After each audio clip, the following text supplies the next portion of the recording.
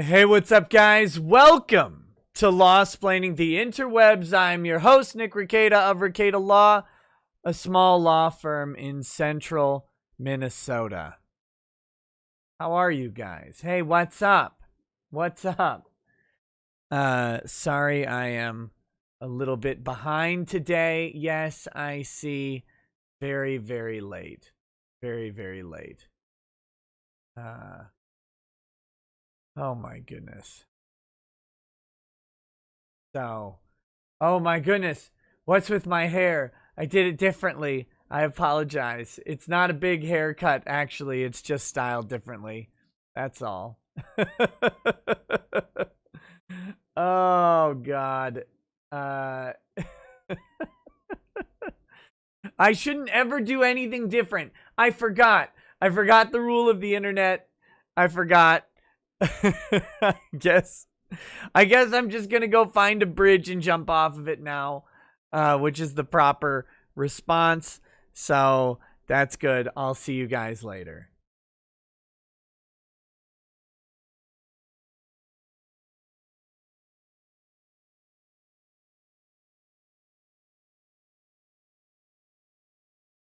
I'm just kidding. I'm just kidding. I'm back.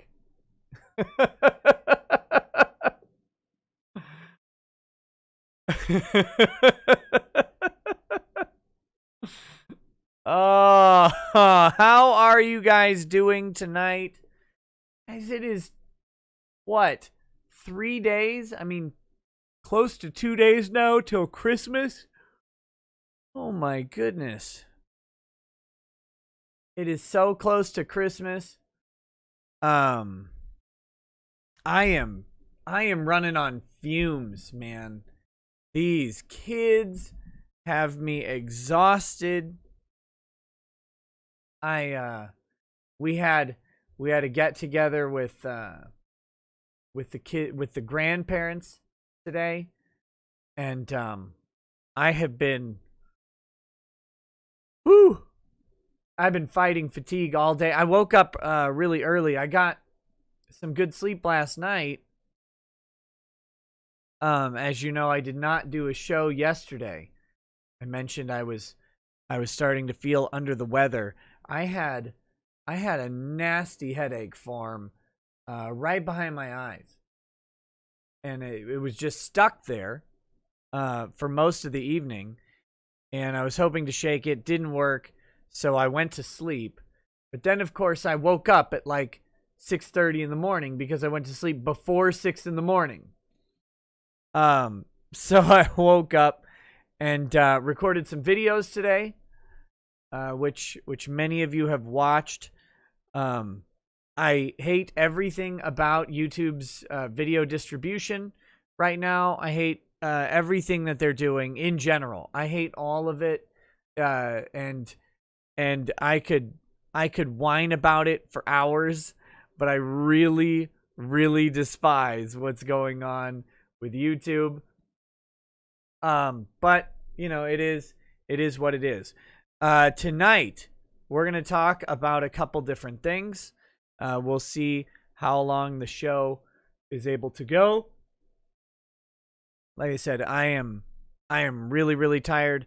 If I get a second win, we'll do Twitch. If not, I might need to not do Twitch tonight, but we'll see. Okay. All right. So tonight we are talking about a couple different things. We're going to talk about Richard Meyer versus Mark Waid, which appears to have ended.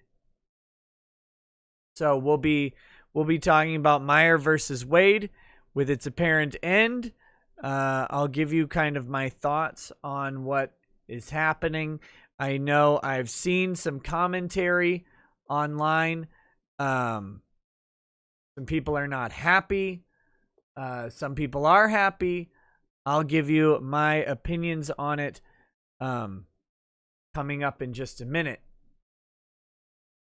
Next, we've got, after that, we will be talking about, I said the absolute state of journalists.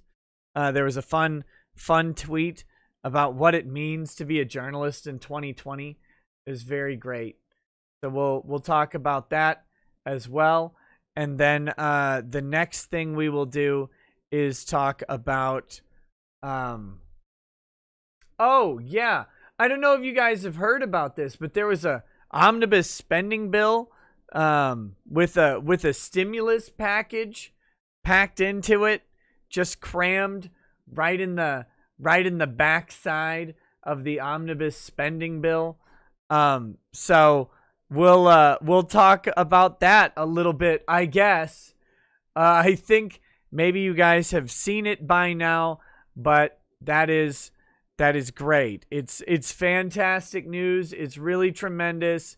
Everyone should love it. You should all respect your congressman who worked really, really hard to give you so much money to make up for what has happened over this year. We will not be going through the entire bill because that would take literally every show until next year. It's that big. It's almost 6,000 pages. So, because that's what they do. No, they haven't read it. No one has read it. No one knows anything about it. They never do. The way these bills are compiled is different groups, different interest groups write portions of bills. They are submitted piecemeal as independent sort of packages to different Congress people. What they do with that then is those Congress people add them in either through amendment or just as supplements to the base bill. If it's a spending bill, it's a little easier. You just put all of the budget items one after another. And then they all mesh into this thing. And someone on Twitter, I think it was Mark Kern maybe, asked who wrote it. None of them wrote it. Nobody wrote it. It's the same with the Obamacare bill. And that's not a unique bill in any way. It's written by an interest group. An interest group writes it. They have a team of lawyers who writes up their section. And then all of those sections get combined together by a whole mess of legislative aides on both sides of the aisle. They cobble it together through the legislative aid legal departments and the legal departments of the different parties, and they put together this big giant thing. And suddenly you have an almost 6,000 page monstrosity, and it gets slapped down on a desk. And then brain dead politicians go up and, yeah, I know it's in there. Vote yes or no or whatever. Or if you're the truest, thoughtiest, turboist, spediest politician, AOC, what you do is complain about not being able to read it and how it's unjust to not read the bill, and then you vote yes anyway. That is what you do. So that is what we will also be talking about. I don't know. If there are other things you want to talk about, let me know. Excuse me, I am trying not to yawn. And in that vein, let me talk about this. I got a care package from the Dragon's Treasure.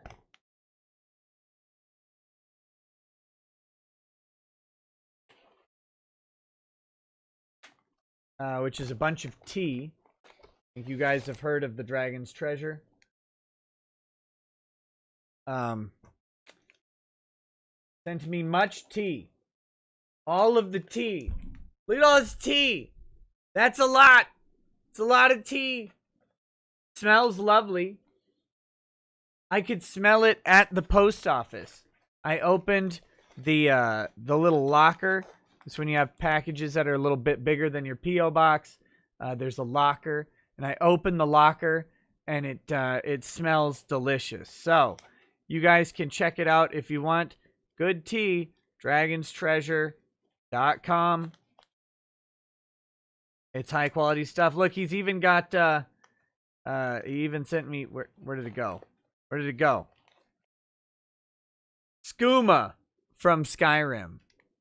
Check this out. We got Guma. It's black tea, rose hip, black tea. Wow.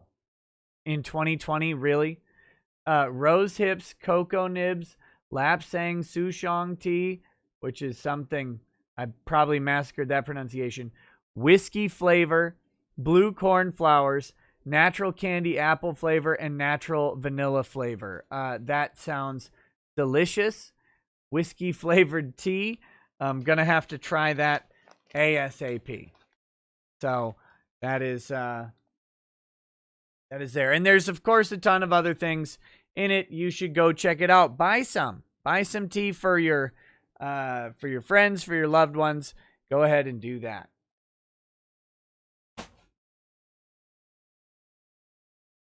Oh my goodness.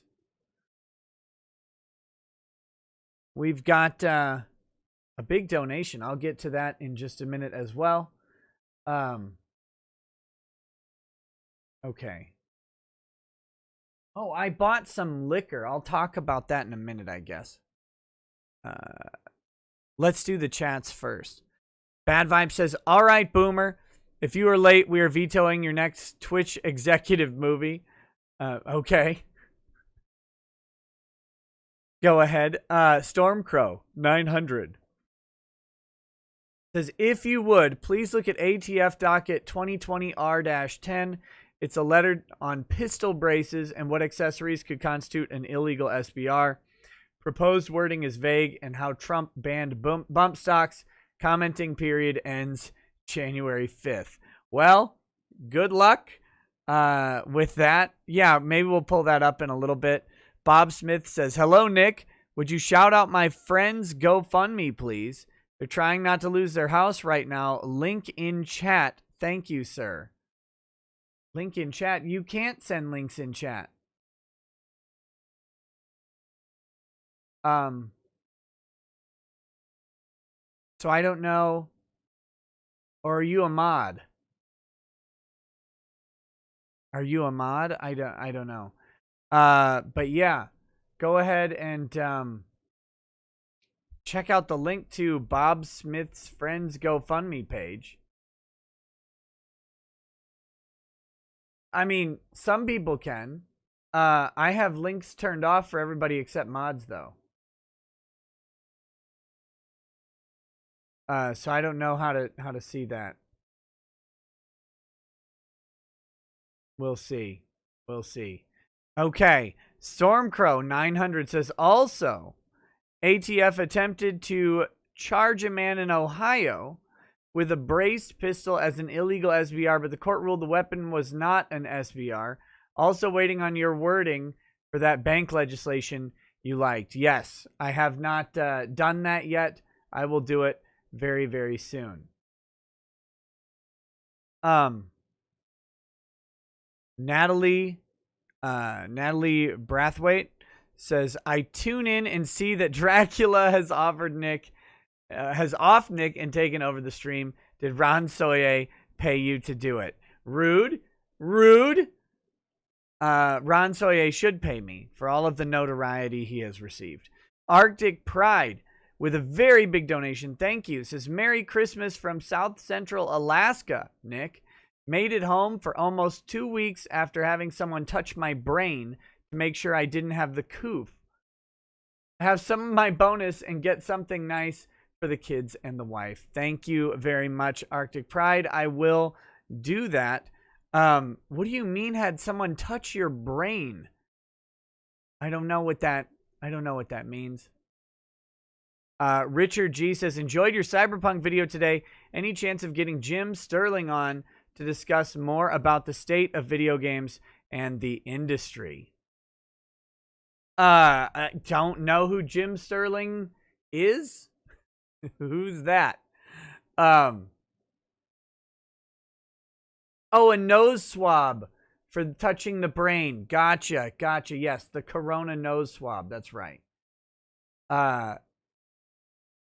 Oh, wait, no, I know who Jim Sterling is. That's right. That's that weird, like a YouTube guy or whatever. No, I have no plans to get him on. I do have plans to get Mark Kern on after the new year, along with hopefully a guy by the name of Strat Edgy Productions on YouTube. He is a video game guy that I like to follow. I don't know if we agree politically, but as far as video game reviews and commentary go, I really like his insight. I believe he worked in the industry on the user experience side of video game design, which is a little bit different than the dev side. So it's I think it'd be interesting to have his perspective, and I'm hoping to facilitate a discussion between him and Mark Kern. So we'll see. We'll see on that. But I like I said, I like that guy. I've reached out to him, hoping to get him and Mark on the same show at some point. And I should change my hair more often. The chat is very active. Their displeasure is known.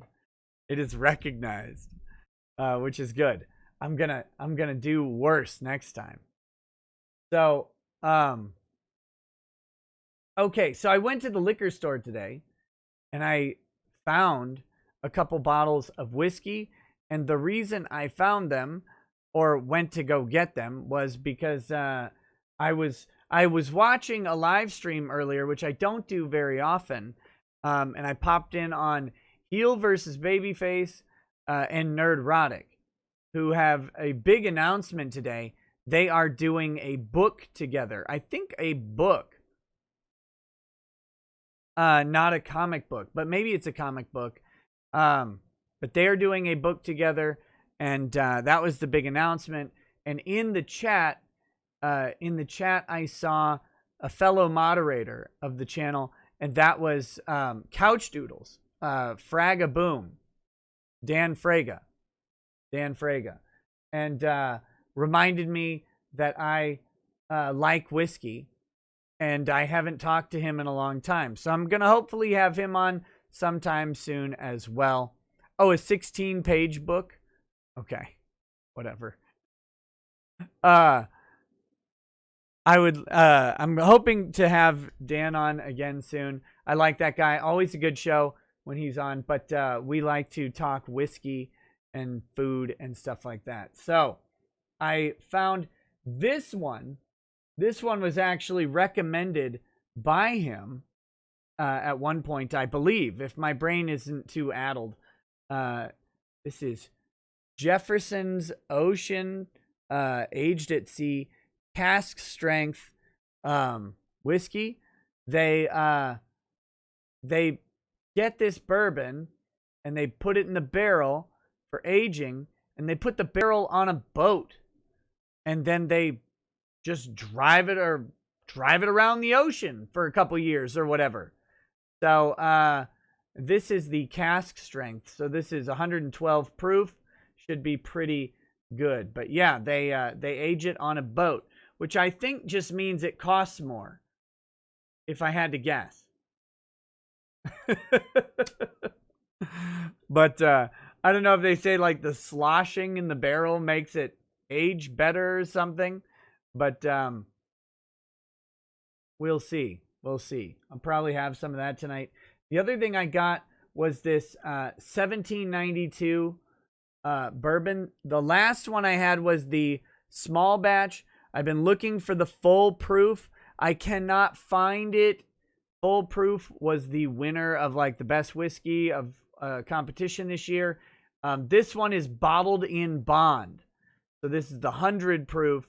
It is not the full proof, but I'm hoping it's a good one as well. I like the 1792 small batch, so I'm hoping the bottled in bond will be good in its own right. So there you go. Very, very fun day. I guess. I don't know. I don't know if it was actually fun, But yeah, I barely remember most of it. I did a bunch, like I said, did a bunch of videos in the morning, and then have been just trying to get things ready for Christmas for the rest of the day.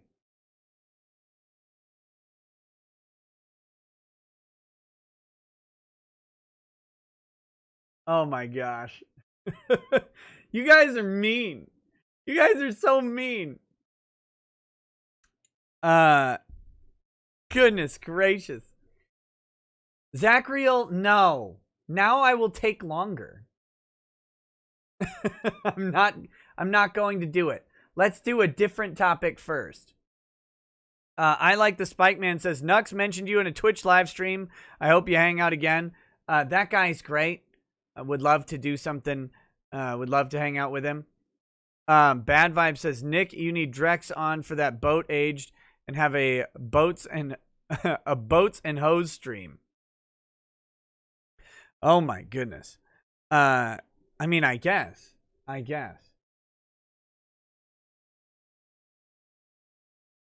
Let me find the Mark Waid thing, okay? Goodness gracious, the whining. I can't believe it.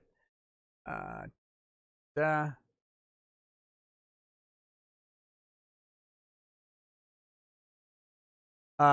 hope you guys enjoyed. By the way, I guess I haven't streamed since the Thot stream.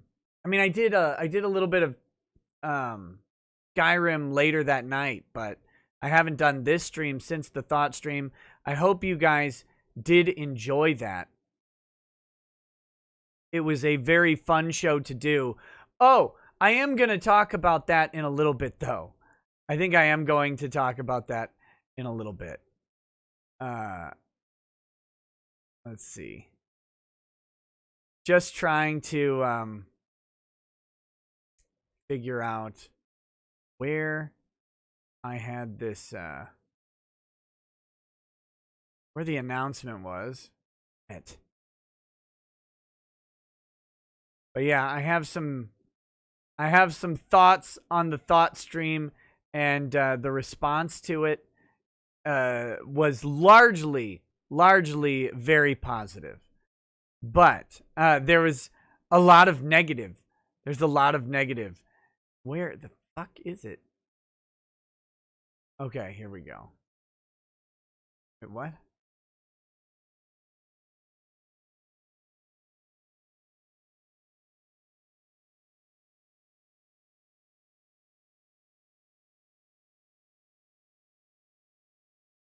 Here we go. Aha!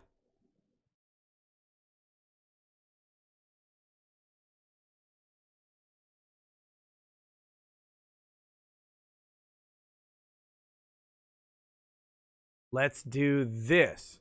Goodness gracious. Is this... Oh, almost centered. Okay. Here is the joint statement from Richard Meyer and Mark Waid. All right. Here we go. It says, Ricky Bobby, you ever gonna hit 100K subs or what? No. Nope. I can't.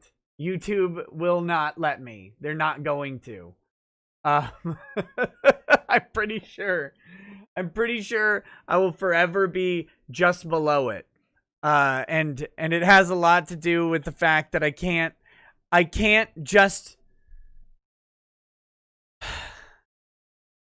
I don't know, okay? Like, I don't know what it is. I don't know how to ride the algorithm. I see other channels do it. I see other channels release like multiple videos a day and them actually get views. When I do multiple videos a day, they really don't. I don't know why.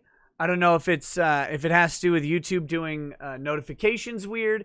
I don't know if it's the live streams. I don't know. I wish I could figure out the miracle of the algorithm. But there you go. Okay, so here's the joint statement from Richard Meyer and Mark Waid.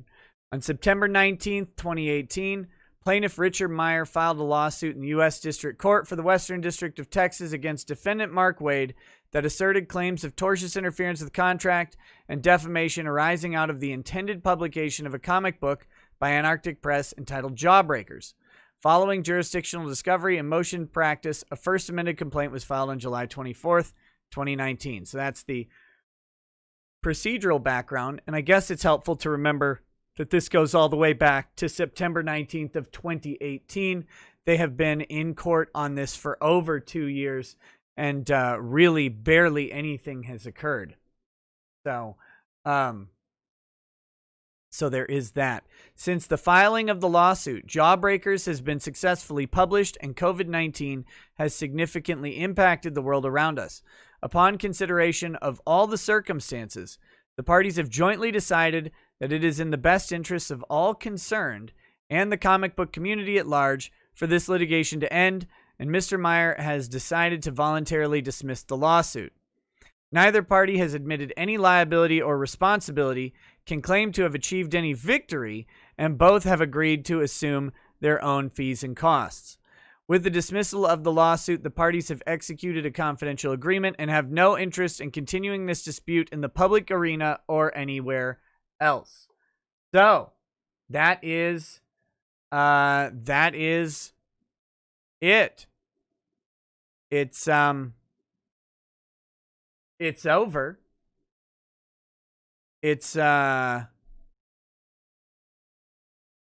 We won't ever know what's in that confidential agreement.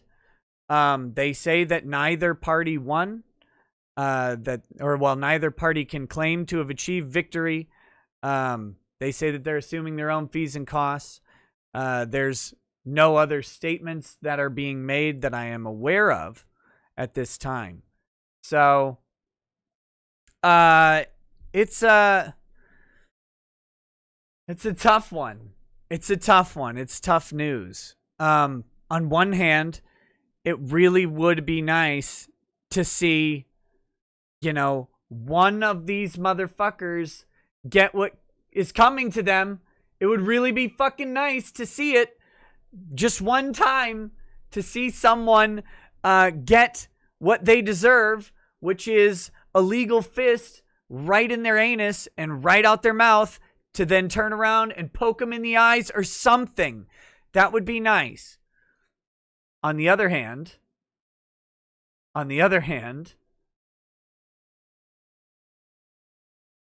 2 years. 2 years. And they're not even close. I mean, I don't know if you guys remember this, but they just got through figuring out if this is the right jurisdiction.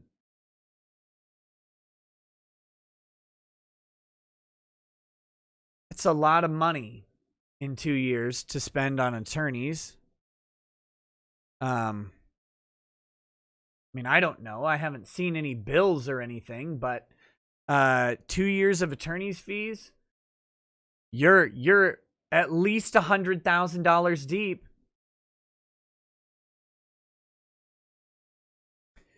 And and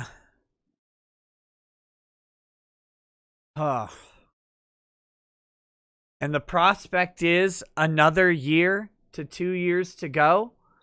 Another $100,000 to $200,000. I see some people saying that Zach gave up or quit. I mean, I don't know.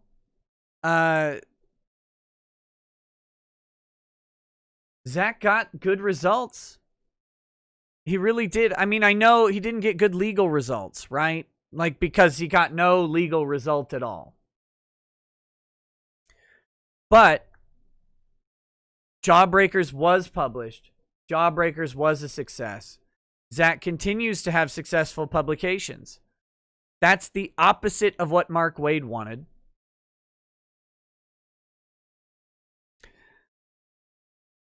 It's what everybody said they wanted for Zach. You know, they want him to make stuff and keep making books. He's been doing that. It's a tough one. I think they were going to run into trouble at some point with his continued success, proving damages. But I know this is kind of it's a big letdown, right? Like, because there's no justice. There's no justice. And if you're not noticing that, there's that sweet legal side of it that we all want to see just not coming. Some asshole, some nasty pustule like Mark Waid can come out and say all sorts of lies. He can try to ruin someone. He can damage their reputation. If Zach weren't independent, if he were being published by Antarctic Press rather than self-publishing, there would be damage done. Damage was done. But he went around that, and so that almost lets Mark off the hook. And so the question is, I guess, was he supposed to sit back and just accept the loss and then sue? I don't know, man. It's tough.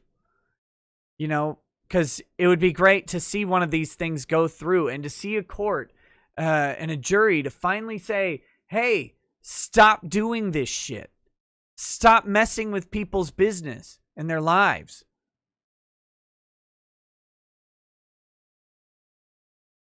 But again, what's the cost?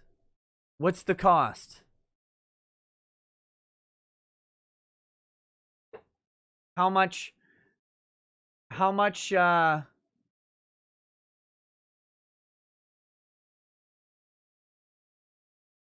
is one person supposed to spend on it?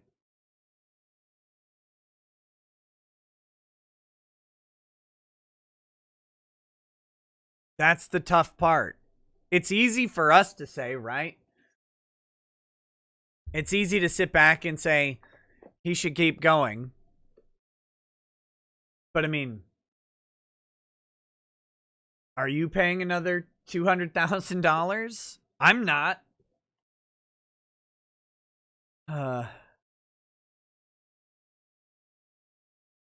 It's tough. No one nowheres crowdfund. I am not being critical here, but I think we might need to remember something.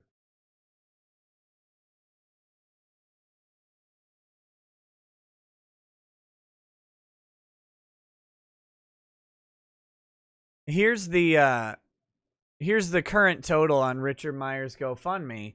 It's $146,082. I bet that has not covered his legal fees. I don't know, but I would be willing to guess that is not covered his legal fees.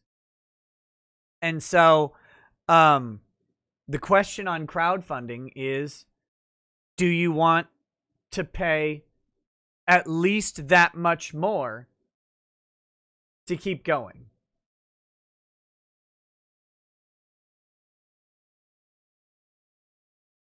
Because it's going to cost at least that much more to keep going. Probably even more than that. And I think the hard part that someone like Richard Meyer's facing is this stopped going up quite a while ago. He had a Patreon with recurring income for this too. Yeah, I don't know. I don't know what his Patreon was. I think the statement is from his Patreon, right?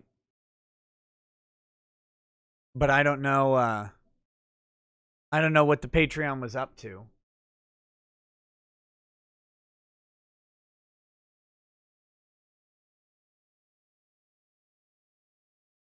So, Patreon was $1K a month. Yeah. I guess. that's not going to pay anywhere near enough for the lawsuit.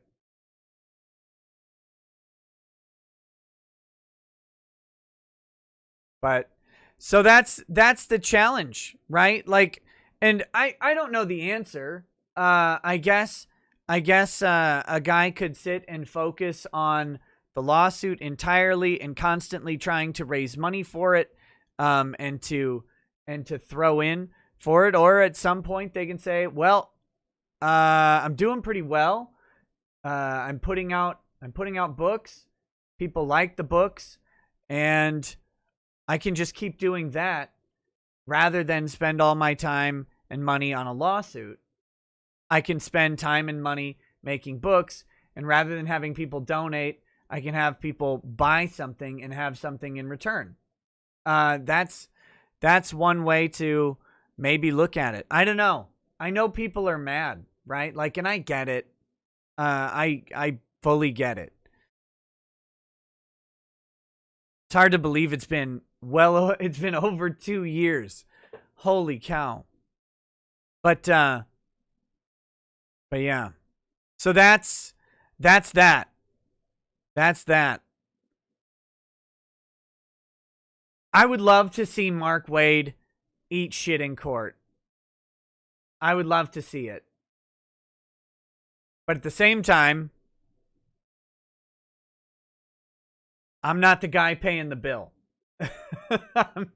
And Mark Waid's team did a very, very successful run up a massive amount of fees strategy. They did it really well. With the challenge to jurisdiction, that took a year in and of itself, which shouldn't have taken any time at all. And I will say that most of that was based on absolute bullshit.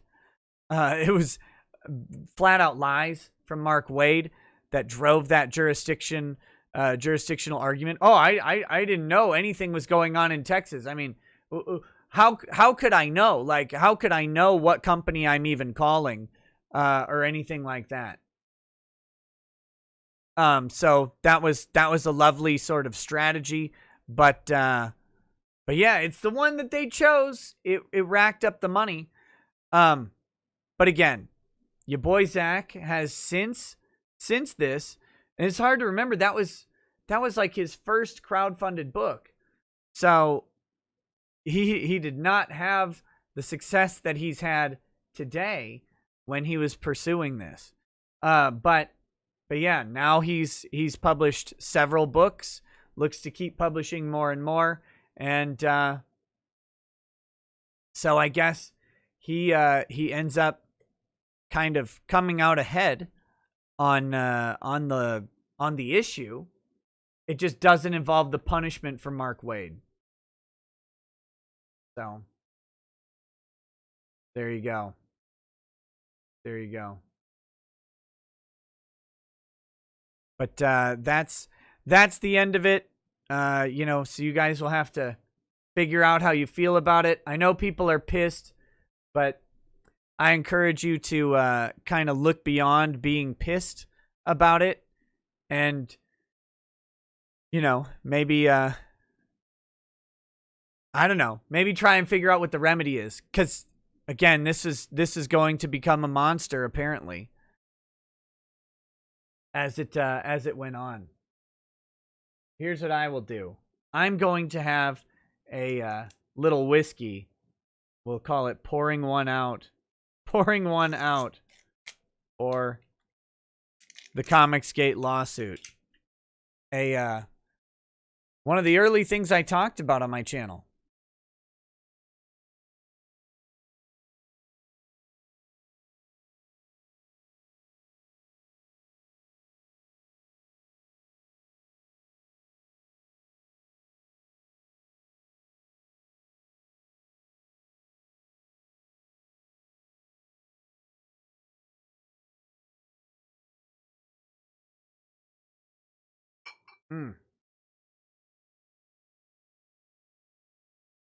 Oh, this has some interesting color to it.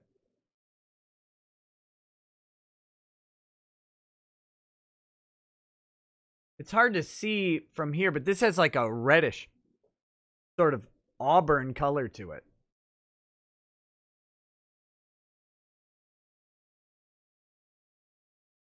Yeah, Diamond Duck. I'll do a short video on this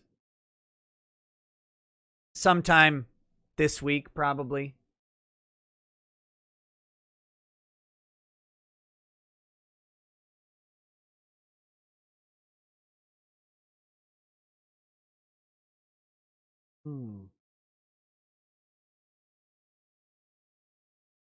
Whoa.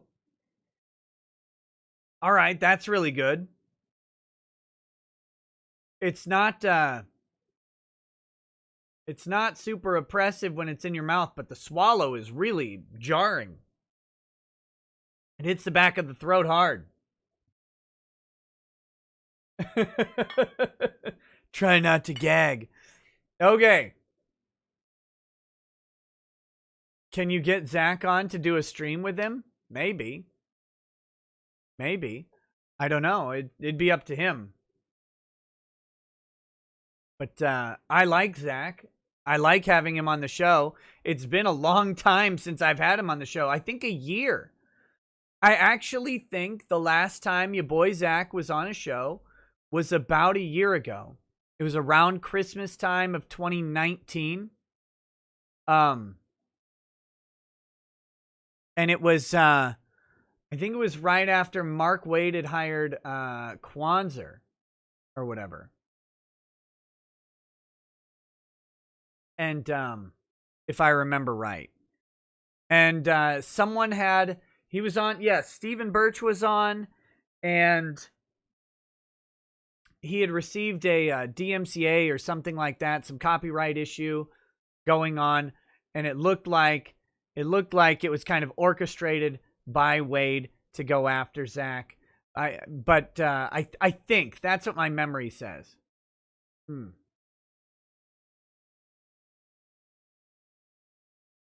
So yeah.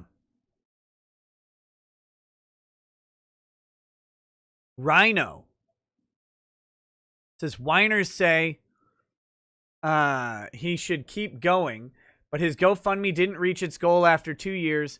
Zach said he needed 3K on Patreon. He was at 1K. So easy to sit back and say fight when it's not their money on the line. Yeah.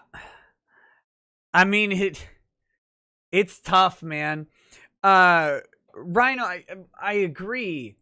I agree in a lot of ways, but I will offer the devil's advocate argument back to you, though, in that the people who are mad probably are people who donated. EVS wants the link? EVS wants on? Oh, absolutely. EVS, give me just a second, buddy.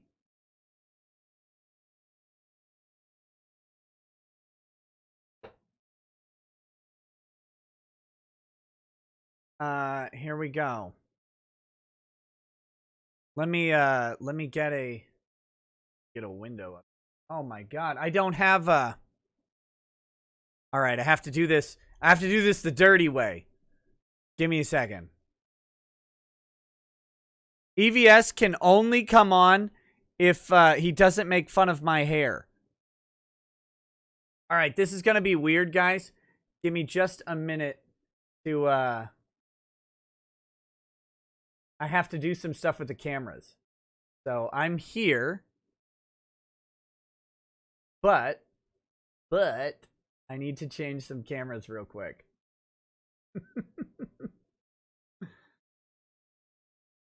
Well, you guys can make fun of it, but EVS can't, because then my feelings will be really hurt. You guys are mean, by the way.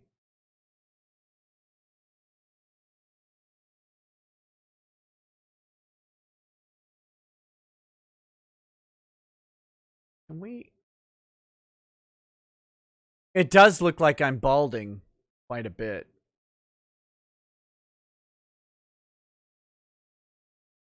So that's nice. Okay. I need to do this now. Start that. Now make a Woo! Doing all this on the fly is great.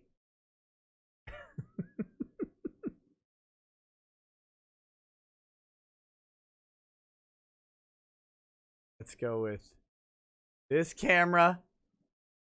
Oh my God. Done. Join. Here we go. EVS, I'm DMing you the link right now.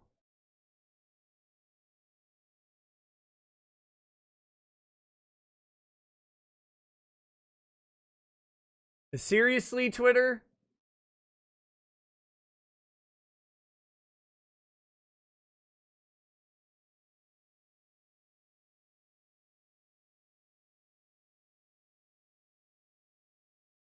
All right.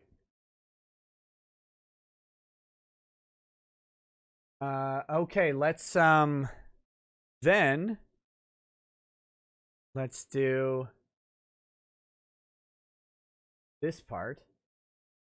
Almost there. We're almost there. I'll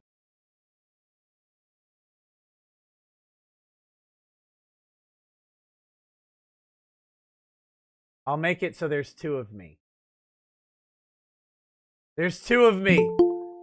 There we go. Where is it?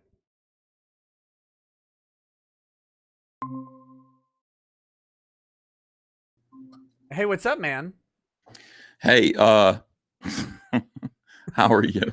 I'm good. What are you laughing at?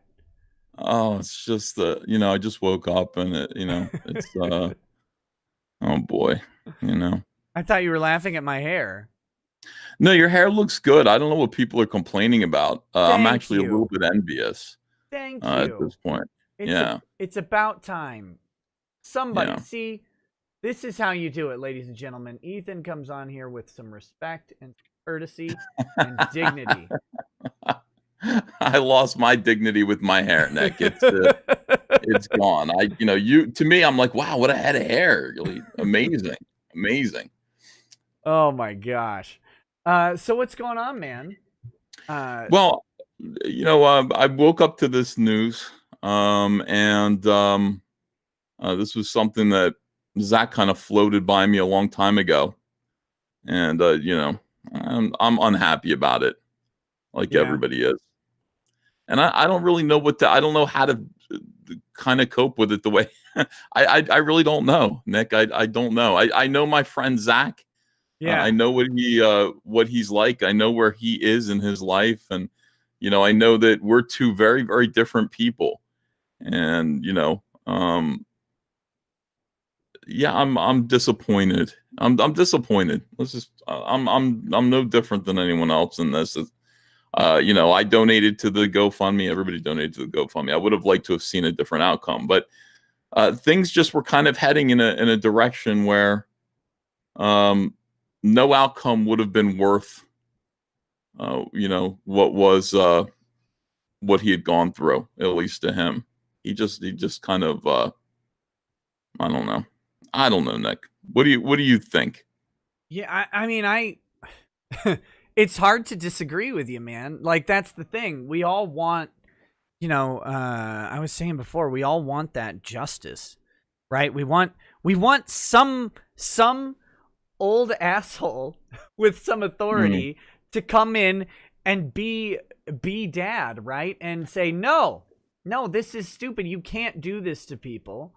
And you did this and you hurt them, and now you have to make them whole again, right? Like, that's what we want the judge to be. And I think at some point that Zach maybe could have gotten there. The problem is, though, when you really start to look at it, what would the judge have done to make Zach whole?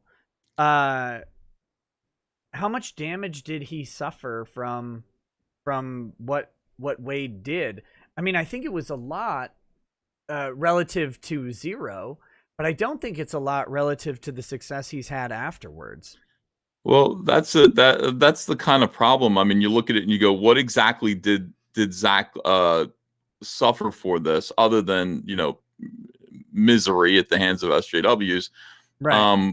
This community picked him up and elevated him, and they made his books big successes. They made it more possible than ever for other people to be able to fund comic books outside of dickheads like Mark Waid's intrusion. And so at the end of the day, when you're calculating damages, what are those damages? What exactly financially, what are those damages? I mean, out of this whole situation, we built a way, a method, a community, a network so that this could never happen again. That would have to be taken into consideration. Jawbreakers still has more backers, Jawbreakers Lost Souls, than Cyberfrog Wrecked Planet.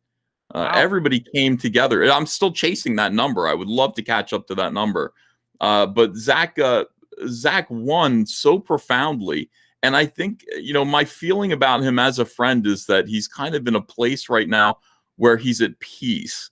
And for those of you who have never spent 4 years being harassed by SJWs like me and Nick have, there's something that it does to you. And I'm still in the process of being harassed every single day. Constant harassment, constant people trying to bring you down. And it wears on you. It's a consistent, constant anxiety that you can't really put into words unless you've gone through it. And Zach has been suffering from that anxiety of being torn at from all sides for 4 years. And he's finally kind of at this place where and the lawsuit kind of helped him get there, where people are just sort of, backing off of him. He's able to create his comic books. He's able to put his comic books out there. And he is making happy content. He's feeling good. He's kind of like, I would assume, and not really having a discussion with him about this one particular thing, but about everything else in his life. He is feeling much, much better. And feels vindicated and feels like he's won more at life than he could ever win in this one particular lawsuit. So, while for me, as somebody who is not Zach, I would have fucking finished. For me, as someone who is not Zach, who has different motivations than Zach, what was he after exactly? What were his goals? Did he achieve those goals? And, he has never claimed to be part of a larger community. We just sort of adopted him in because he speaks so well for the issues that we care about. And so he's part of us. But Zach is Zach. Zach is just his own guy. He's Comics Matter with your boy Zach. He's diversity in comics. And he won.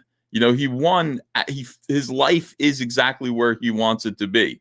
So is he going to go through another 2 years, likely 3 years of delays, of being in a legal battle with somebody like Mark Waid, who I think is a beaten man?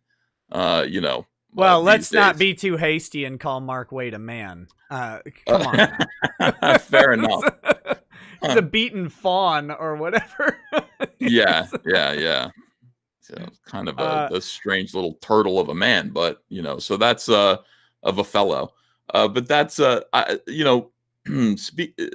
trying to. I mean, I think I know Zach pretty well, and speaking from my experience talking to him, I would say that's probably why this is happening. He kind of wants to. He's been at war his whole life.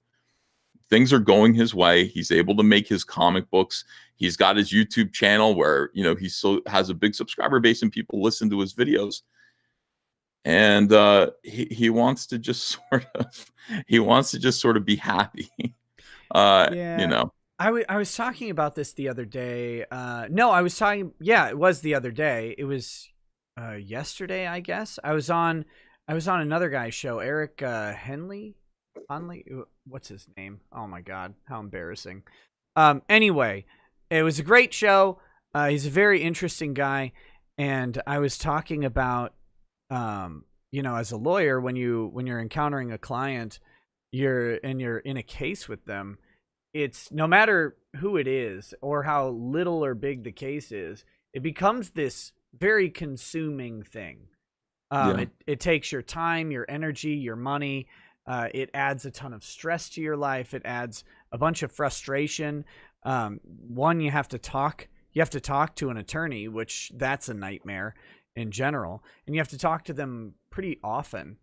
And they never have good news. And all of that news costs a bunch of money. And it's just constant stress. And so your boy Zach's... Yeah, what am I doing here talking to you right now? This is incredibly stressful. This is all bad news. Well, but Zach's lawsuit, it's been going for 2 years, but still, and it's been slow for us, right? We're watching from the outside, and we're watching this lawsuit, and it's like, sure, nothing's really happening, nothing's being filed, but that doesn't mean that nothing's actually happening. And that doesn't mean that the other side isn't, having communications that Zach has to deal with. So for 2 years, he's got this looming sword of Damocles hanging over him. And that is exhausting. It's always exhausting.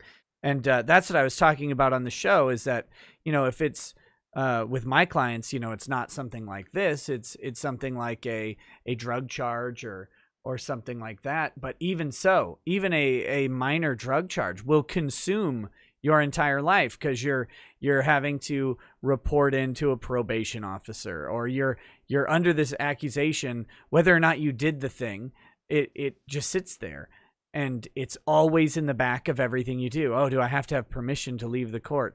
Oh, for Zach, it's, oh man, am I going to have to write a check to my lawyer? Is Waid going to do something that's going to require a motion, and that motion is going to cost me $10,000, right? Like it's a stress that, thank God, most people don't have to deal with, but it is horrid. And to be released of it, I'm sure, is very relieving for him. I'm sure he's feeling pretty good right now. It's just that, we're all kind of crushed by this. Everybody wanted to see this end. See, my whole thing was, this is the Ya Boy Zach movie. And I want this particular ending. Like, this is a movie from the 1980s. And, obviously, this is the ending that we all deserve. We want to see Cuck Waid defeated in court. We want to see him pay something, have to apologize, admit that you are not a white supremacist. This ugly language that they throw around, they casually, demean, they casually degrade and injure us. In ways like that. And he says it's a broad spectrum of white supremacy. Fuck this guy. So that's the ending to the movie that I think everybody wanted. But I'm a comic book creator. I live in a fantasy world. This is Zach's real life, and he makes his own choices based on the reality of his life. And I don't know how much money had to do with it. People are quick to say this is about money. I'm not sure Zach ran out of money. I have no idea. I've never asked him that question. Right. If I think if he needed money, he would have said, hey, could you, bump up the GoFundMe a little bit for me? But I don't think he's ever said that to me, not recently. This is, I think, more about the fact that, winning the court case would have been a Pyrrhic victory. The real victory is that Zach is happy. He's creating his comics. Comicsgate is a thing now that is on solid footing, on solid ground. People are getting funded, to six figures fairly easily. A lot of new guys are coming over, just getting six figures in funding to create their comic books, while, the mainstream is actually, I made a video today, Nick, about one guy in the mainstream who realized that he was probably going to have to open up an OnlyFans to pay his bills and, quote unquote, show his hole to pay this is where the mainstream comic book industry is right now. They have to show their holes on an OnlyFans account to pay their bills, because comics just isn't doing it. Walter, get the eggplant. We're going deep today. So wait, this guy, you said a guy, right?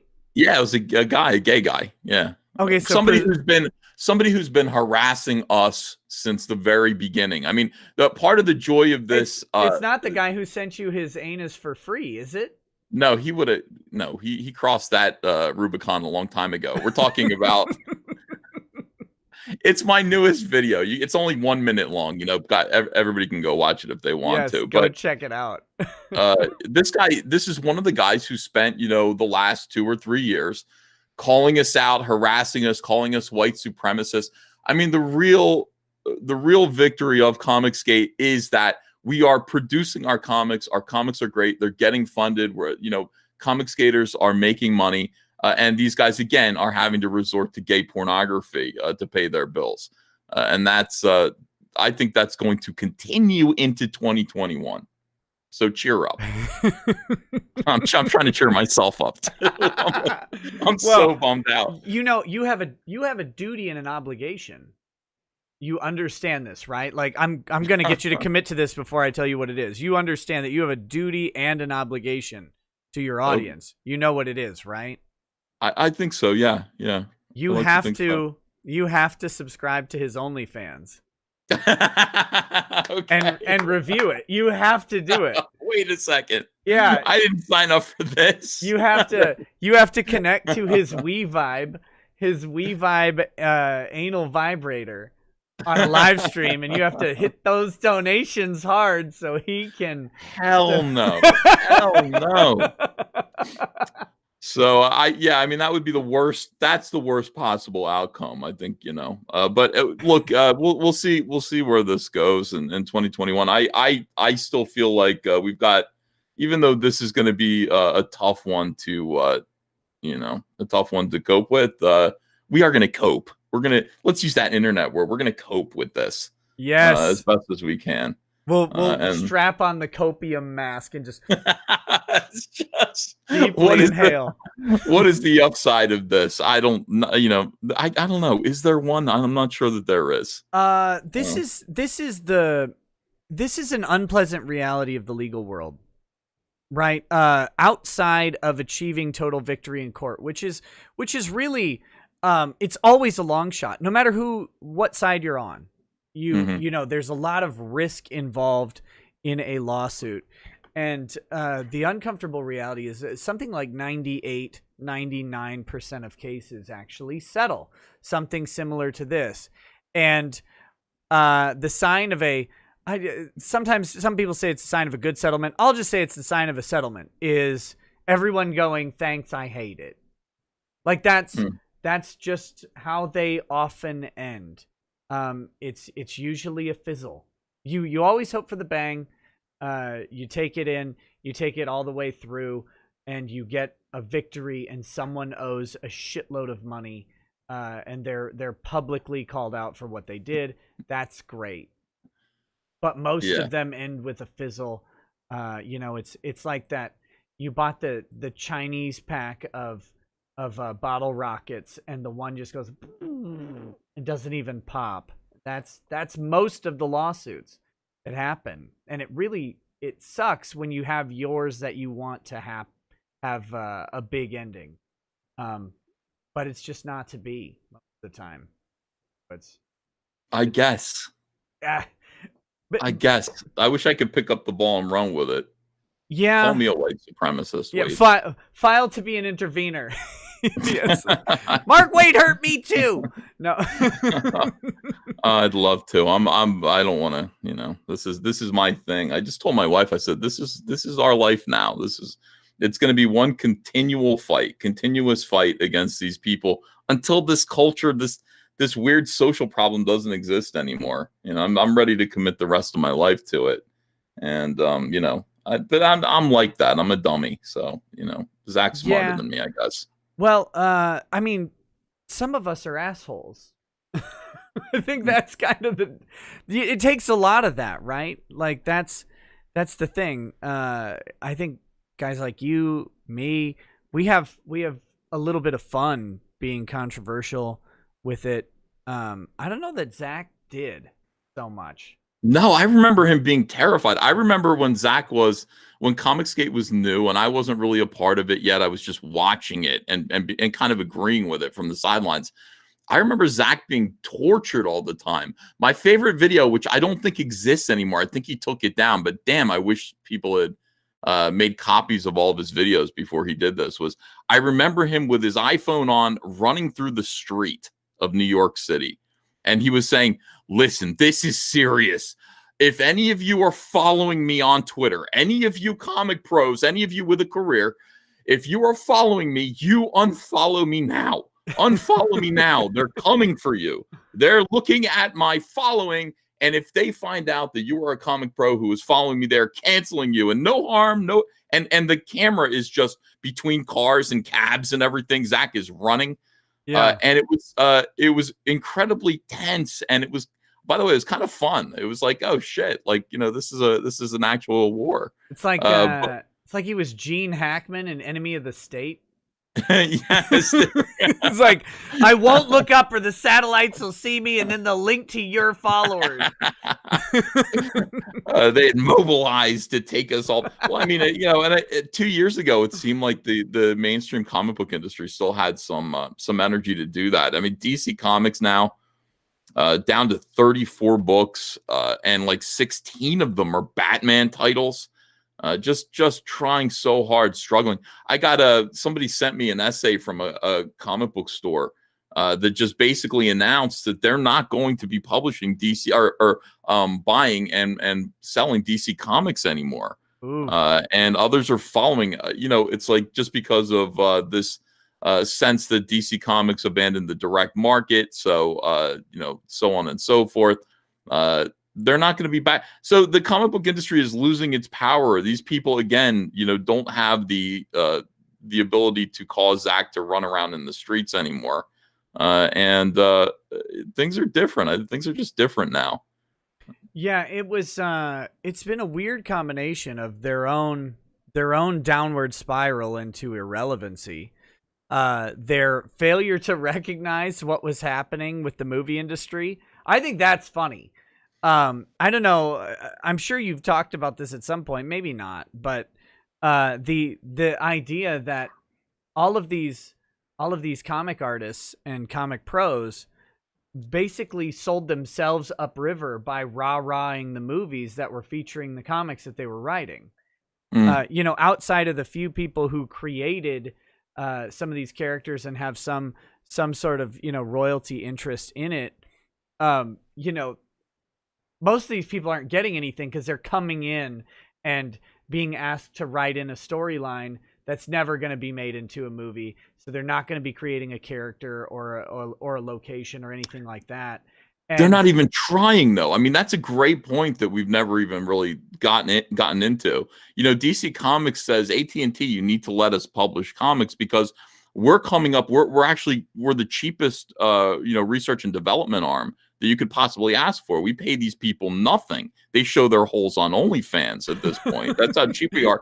Our entire staff is supplementing with pornography.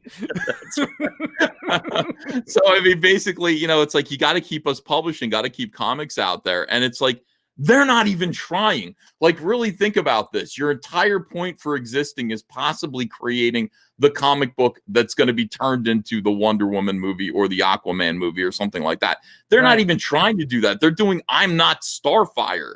You know, they're doing this like. Wait a minute. How dare you? That is a beautiful work of art. It's all about inclusion. And yeah, I get it. Look, it's me. And you know, they're not even trying to accomplish their primary purpose, which would allow them to continue to exist, which is all of them need to be working on creating stories with these characters that could be utilized by, you know, AT&T on HBO Max. They're not even trying to do that. They're, you know, deliberately doing self-inserts. They're selfishly, you know, using these comic books in order to, you know, be activists. I mean, what a bunch of fucking wastes. Oh, completely useless. Completely useless. Yeah, like you're saying. I mean, that should be the goal of every writer at Marvel and DC right now. How do I write a storyline that MCU will make $1 billion movie on? Like, how do I figure that out? Because if I do that, I will never have to write anything important ever again, and then I can write myself inserts all day, right? Like, that's what I would be trying to do. Well, you would be. I mean, if you wanted to be an asset to a corporation, but these people are all Marxists. And even though they're slaves to corporations for some reason, and they all talk corporate speak, they're still communists and really don't see any value in creating something that's going to help the corporation grow. I mean, they'll save that for their own comics, for their own Netflix deal in the indies. But the main stuff that's coming out through Marvel and DC is just selfishly let's take these characters and just make identity politic gobbledygook to satisfy our egos. It's not going to be long now. It's really just not going to be long now. I really do think it'll be amazing if DC Comics survives 2021 publishing. Well, and hopefully not. I'm done with them. I'm done with DC Comics. I'm done with Marvel Comics. Give me independent creators. I don't think we need a publishing industry. I really don't. I don't see the value in it. Not in the way that they run their business now. They would have to drastically change their business model. All of the IP now is usefully translated into movies. They can make a giant spectacle movie, and they can dump $200 million or $1 billion into it if they want. Whereas with a comic, they're dumping, an individual comic. They're dumping what, $5,000 into it for one issue. If they're doing a series of it, it may break $10,000 to $20,000 of total investment. They just don't care. It's a model that is not built to sustain good products, frankly. Yeah. And if they wanted to change that, right? If they wanted to invest the time and make a quality product, like something you're putting out, or something like Doug's putting out, it's like some commemorative, like highly creative book, or really well done and polished comic, and really invest into the product that people are going to buy and make them want to own a physical thing again, rather than just go through their Comics Zone app on their phone and just like have the physical publication be an afterthought. Until they're willing to do that and put something in the hands of people, I don't really care. Like, the Sunday paper has comics. You might as well just go ahead and put Wolverine in it too. Oh, that's coming. That's so sad. It is.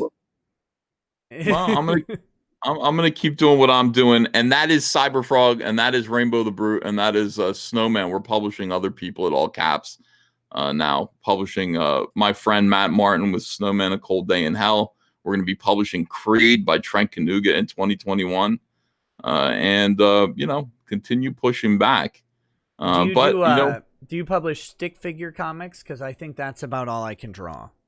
Hell, if you want to draw it, yeah. I mean, like, if you're writing it, I think people would be interested in you writing it more than drawing it. But yeah, absolutely, that'd be fun. Oh my goodness. We'll have to see. Maybe 2021 will have surprises for all of us. Amazing. Well, I want to thank you. I just wanted to pop in and just talk about this. Like I said, I just woke up. I heard about this, and I've got my reaction to it. But everybody's going to get their own reaction. I'll probably fire up a live stream tomorrow and invite people on to sort of cope. Did you before you go? One, I've got a couple quick chats for you. But did you see this thing from Julie Wolf on Twitter, the Dear 2020 journalist? Mm-mm. Okay, I'm gonna pull this up for the chat, and I'll read it to you because it's beautiful. It's so beautiful. This is Julie Wolf is a journalist, and she has written an open letter to journalists at the end of the toughest year of our careers. So this is gonna be good, right? Like this is very important. Okay, hold on. I'm pulling it up for the chat. All right, here we go. Dear 2020 journalist, you are stronger than you know. If I had told you in January you'd produce from home, track from your closet, master Zoom, and anchor from your living room this year, you would have laughed and then cried. But here you are, focusing on the facts, seeking truth, sharing stories, wearing your masks, bathed in hand sanitizer, doing your job. Stealing elections. A job that some people hate you for doing. They were loud in 2020, but you were strong. You were strong enough to battle the isolation, the fear, the unknown. Strong enough to ask tough, soul-searching questions. Not just in our interviews, but in our newsrooms. Strong enough to ask for help, because we all needed it in 2020. If you're a journalist at the end of 2020, you are strong. Stay strong, because what you do matters. 2020 proved that. Thank you, and Merry Christmas. You've earned it. Why do these people validate themselves like this? I can't stand them. They can't be validated anywhere else than in themselves. Good job, journalists. Good job. You're so brave. Working from home? Who could imagine? You would have laughed and then cried. They cried anyway. My God, what a fucking bunch of pussies.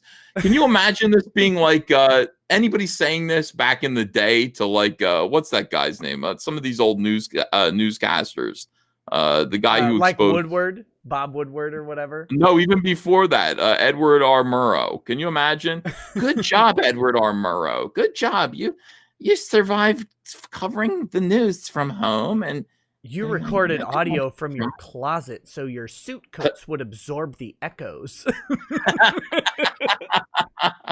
It's like, you just get some foam. Oh my God. Yeah. Oh, I hate them so much. I hate them. I really hate these people. Absolutely. Sorry. I was talking to a lawyer, a guy that probably no one on this channel is aware of, that I'm going to have on next week. So it should be interesting. And he was saying the best part about 2020 is that someone is finally lower on the stack than lawyers, and it's journalists. Oh, yeah, So we finally have someone to hate more than your lawyer. Oh my God! Like nobody's buying it anymore. Nobody. That whole pretense is gone. People hate journalists, and they gave up. I mean, that's one thing that happened in 2020. These people were so desperate to take Trump out of office that they gave away everything important.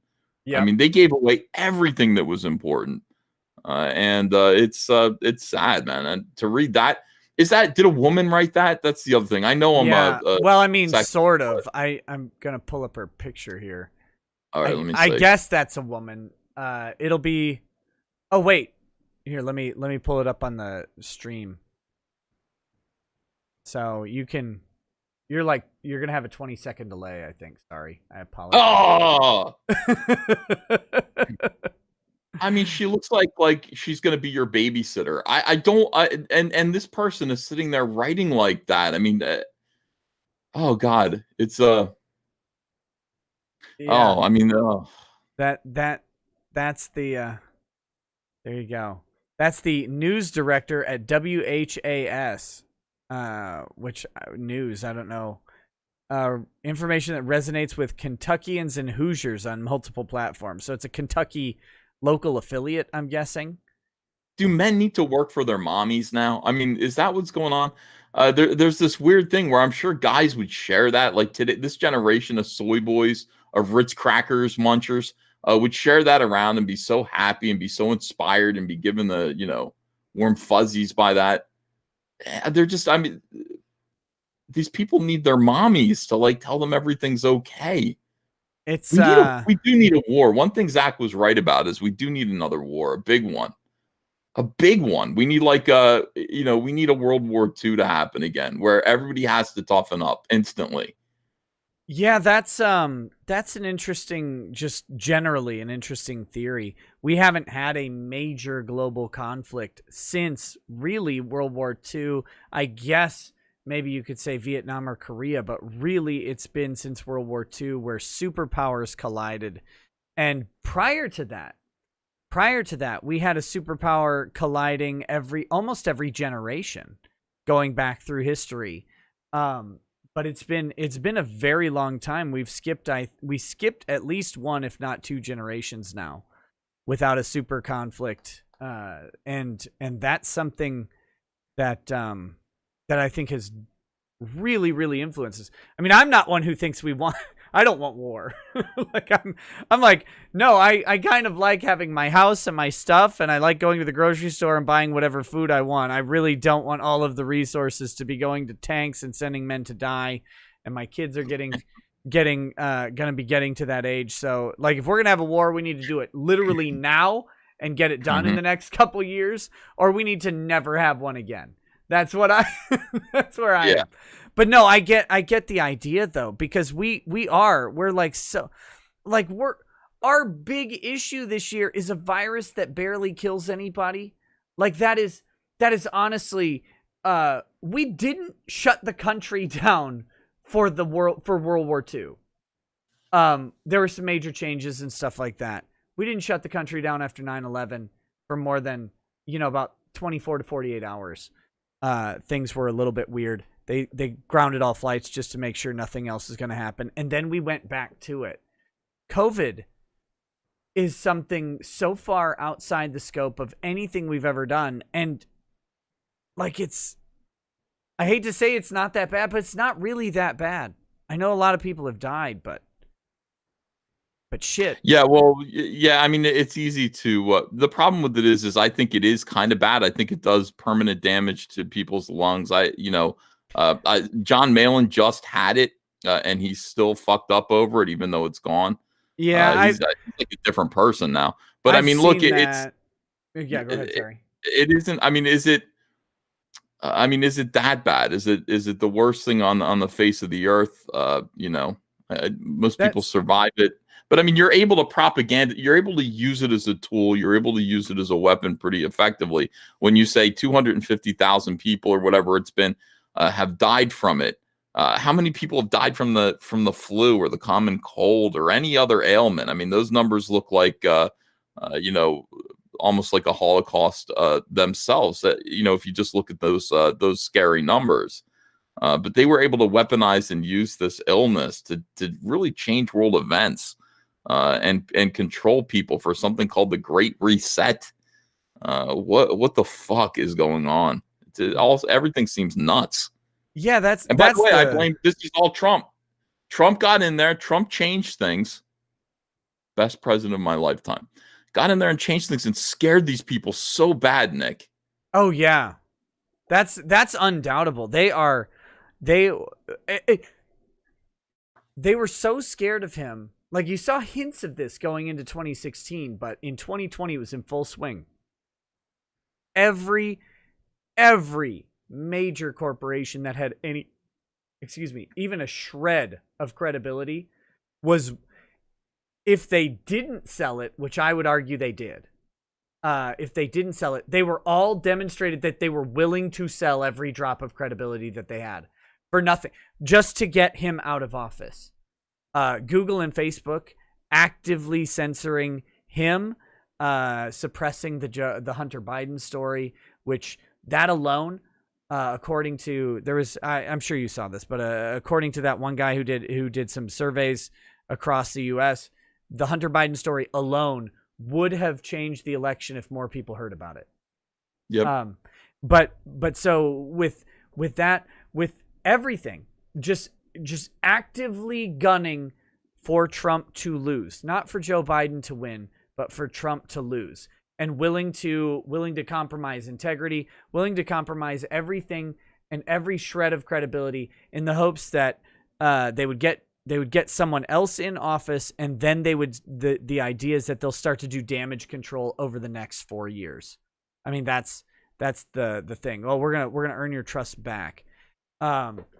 And I mean, it goes beyond news companies, man. It goes into big tech. It goes into little tech. It goes into video game studios. It goes into, publications that have nothing to do with politics. It goes into the entertainment publications, the entertainment industry, both in Hollywood and in publishing. It goes to Broadway. It goes everywhere. They wanted him out so bad that they're like, well, even if we lose half of our customers, we're okay with that risk, which is amazing to me.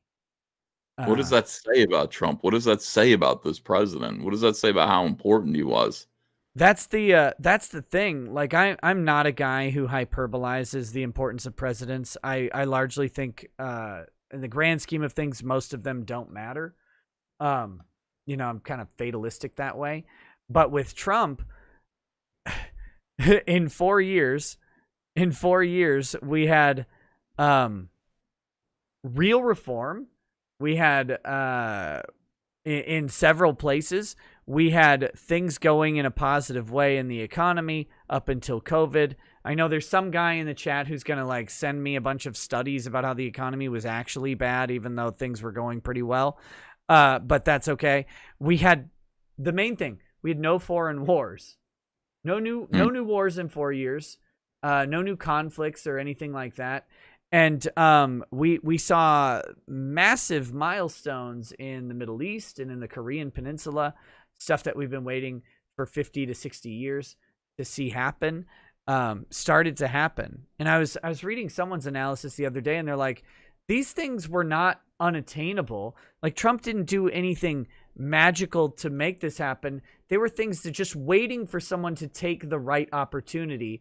And the thing about Trump was that he spotted those opportunities and then exploited them. And that's what has been great. Everybody said he was a disaster for U.S. foreign policy, but all of the foreign policy results that we've seen seem to have been actually positive. And it's like, they can't have that. you can't have a guy who does that, especially when you've denigrated him for 4 years while he did it. That I think that's the big threat that they had. Yeah, of course. Oh. Well, man, I don't want to hold you, but I've got 3 super chats with your name on it, and then I know you were gonna kind of peace out. Unless you wanted to stay, you're welcome to. But I got to do some work, but I would love to. I would love to stay, and we got to set up another time because chatting with you is really fun. So absolutely, I'll take the super chats though. Let's see what they say. Okay, so Bad Vibe says, hey, Ethan, maybe we can look for a comic with the events and endings that you want. You mentioned that this was not, this is a 1980s movie and it's not the ending that you want. Yeah, I mean, wouldn't that be great? Yeah, I mean, that's the thing about being a storyteller is you get to write your own endings, and reality doesn't do that. You don't get to control people. You don't get to control events. They oftentimes rise up and sucker punch you. But that's why a lot of people turn to comic books to get the endings that make sense to them or feel good or whatever it is. We got to keep doing that. Right, I agree. That's what escapism's all about in general. Taco Jones says the question I have is, quote, does Zach regret the lawsuit? I hope he does not. Nick, have you ever tried Redemption bourbon? I've been drinking it over the last few days, and I think it's all right. I don't know if I've had Redemption. I don't believe so. As for Zach regretting it, the weird thing about lawsuits is there are intangible elements to them that go beyond judgments. And I think Zach standing up and fighting had a net positive gain. I mean, he did well after that. I know that people are disappointed in the outcome, but sometimes the fight is very beneficial. And just standing up and fighting, I think did prevent, and I'm this is all supposition, but I think it really did kind of quiet down the attacks coming from people like Waid when they realize that, oh shit, like someone can come after me on this stuff. There were real consequences. I mean, Mark Waid had to go into his own pocket to pay for lawyers. He had to be bothered by this for 2 or 3 years. However, I guess it was 2 years as well. So look, the point was made, even though it wasn't finalized. It wasn't cemented. There were, the outcome wasn't quite what we wanted, but maybe the outcome was what Zach wanted, which was just to be left in peace, to criticize these idiots and make his comic books. That's all he wanted to do. Yeah. Random Blaze says, hidden in the COVID coup relief bill is an amendment that blocks the standing president's ability to use the military on U.S. soil without congressional approval when using the Insurrection Act. Even when using the insurrection, like the idea of a insurrection, I don't think is that. I think people overestimate what an insurrection that would fall under the Insurrection Act, looks like. All right, man. I thought that third one was for you too, but it wasn't. So sorry. Okay. Thanks, Nick. I really appreciate it. Thanks, everyone. Thanks, chat. See you later. Have a good night, buddy. Peace. Okay, let me let's see. I've got to stop that. Got to get that webcam back. So that was EVS, y'all, with a with always valued perspective on go away. With always valued perspective on issues involving comics. Always enjoy talking to EVS. And I mean, looks like he's in the same place as many of you guys are. Mad, right? Frustrated. It's frustrating. It really is. But at the same time, like, it's not me and it's not you. So it's that's a tough one. But much appreciated to Uncle E for coming on. And we will now soldier on. I was going to cover this, right? I was going to cover this. This is what journalists are, but we took the opportunity to cover it with Ethan on the stream, which was great.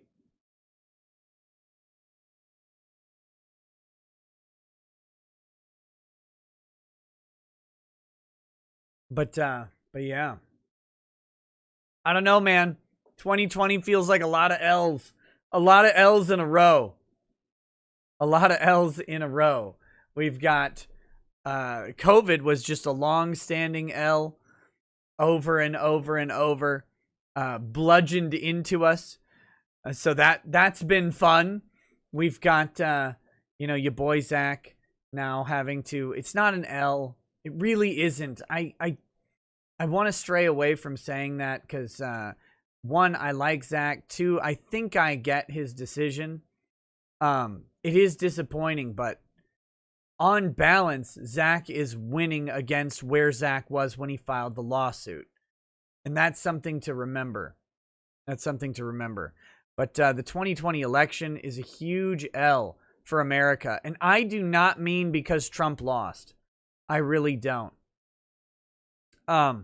Trump losing is frustrating to people who supported Trump. I voted for him. So obviously, I'm frustrated that he lost. But more important, I think, really of lasting importance is the absolute destruction done to the United States voting institution. That has been something that is cataclysmic and will have long-lasting implications. Angry Baneling says, I gotta grift some likes now. Commence. Guys, if you like the stream, if you like the show, hit like on this one. I love you. I respect you. I hope you like me. Hit like on the stream, please. It really does help. YouTube has been suppressing views. Guys, I'm not even joking. Let me talk about this real quick because this is frustrating. I did a cooking stream earlier today. Patreon only. Well, Patreon and certain subscriber levels on YouTube as well. Had access to the cooking stream. I made a ramen noodle omelet. These cooking streams are part of the Patreon rewards. I don't know why they are. It's always disgusting. I made a ramen noodle omelet, which was a spicy Korean ramen with a chicken breast thrown in there, some Gouda cheese, and some lettuce. It was delicious. It was absolutely wonderful.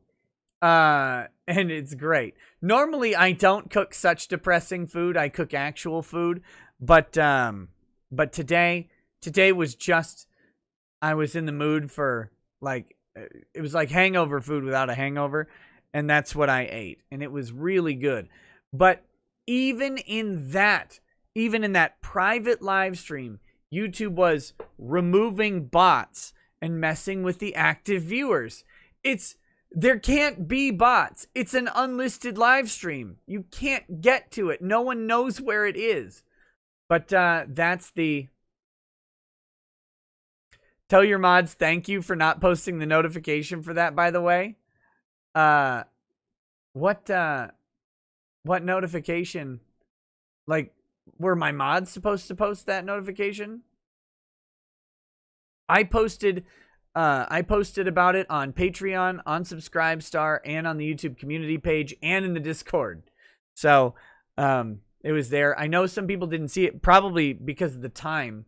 It was around noon. No, 11. It was 11 a.m. So, it was a very odd time. Normally, I do those cooking streams around 5 in the evening. And it was basically unannounced 15, 20 minutes before. So, Kevin Ryan, is TNAPL nuts or is Georgia going to decertify? Georgia isn't going to decertify shit. Georgia isn't going to decertify shit. I love Doug. His videos are pissing me off right now. But look at how many views he's getting. Oh my God. This is why I hate YouTube. This is why I hate YouTube. Right there. It's summed up. Right there. In Doug TNAPL's Georgia recertify video having something like 500,000 fucking views. God damn it.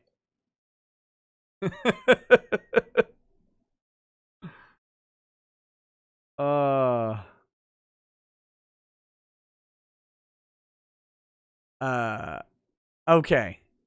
Where are we? I'm gonna ask if I saw their super chat earlier. I think I've gotten so if you're not familiar, I do $20 plus super chats first. I do the rest of them later. So that's that. I do notice I missed a Discord chat from Uziel. So I apologize for that, Uziel, who says, "Damn, Nick, I knew you liked DSP, but did you really have to copy his hair?" Yes, I did. Yes, I did. Guys, I was just running really fast. That's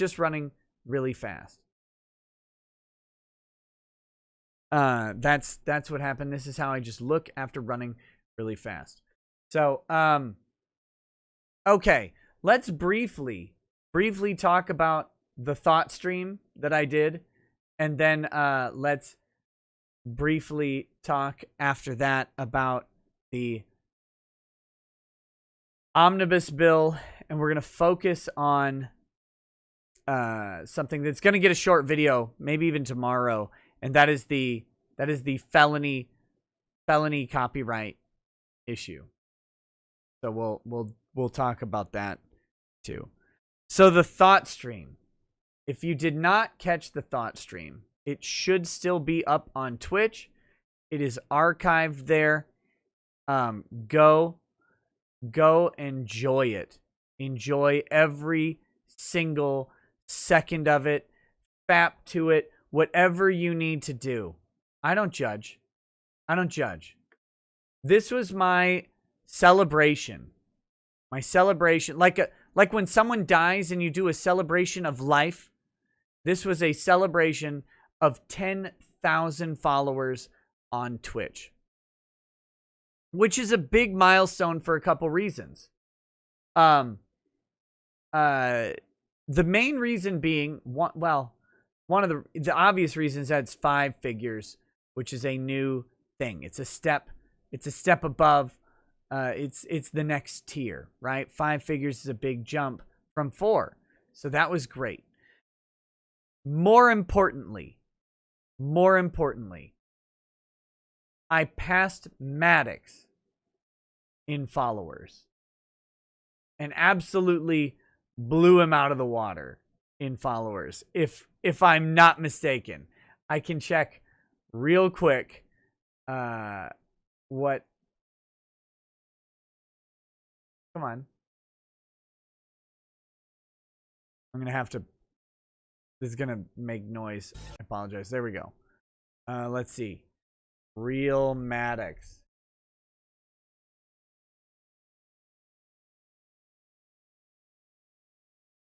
Yeah, Maddox has 9.9 thousand followers. So absolutely crushed him. as I am now at 10.3 thousand and almost to 10.4. So this was the celebration. This was a celebration. It was something I've been longing to do for a long time, was to pass Maddox on Twitch, because that's where Maddox lives now, is on Twitch, and that is where I moonlight.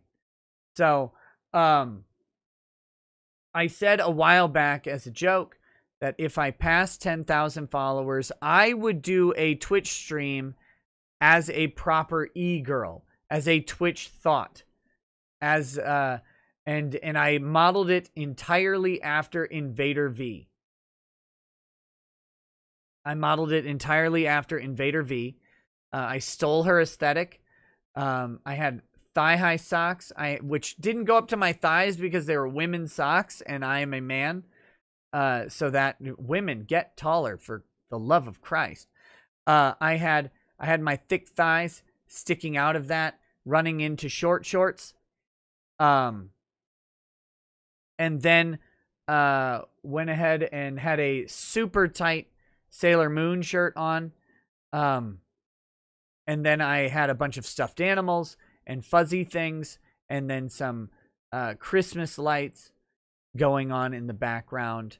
And I didn't do shit. I didn't do anything for, 4.5 hours. I didn't do anything of use. I did not create any content. I didn't play a game.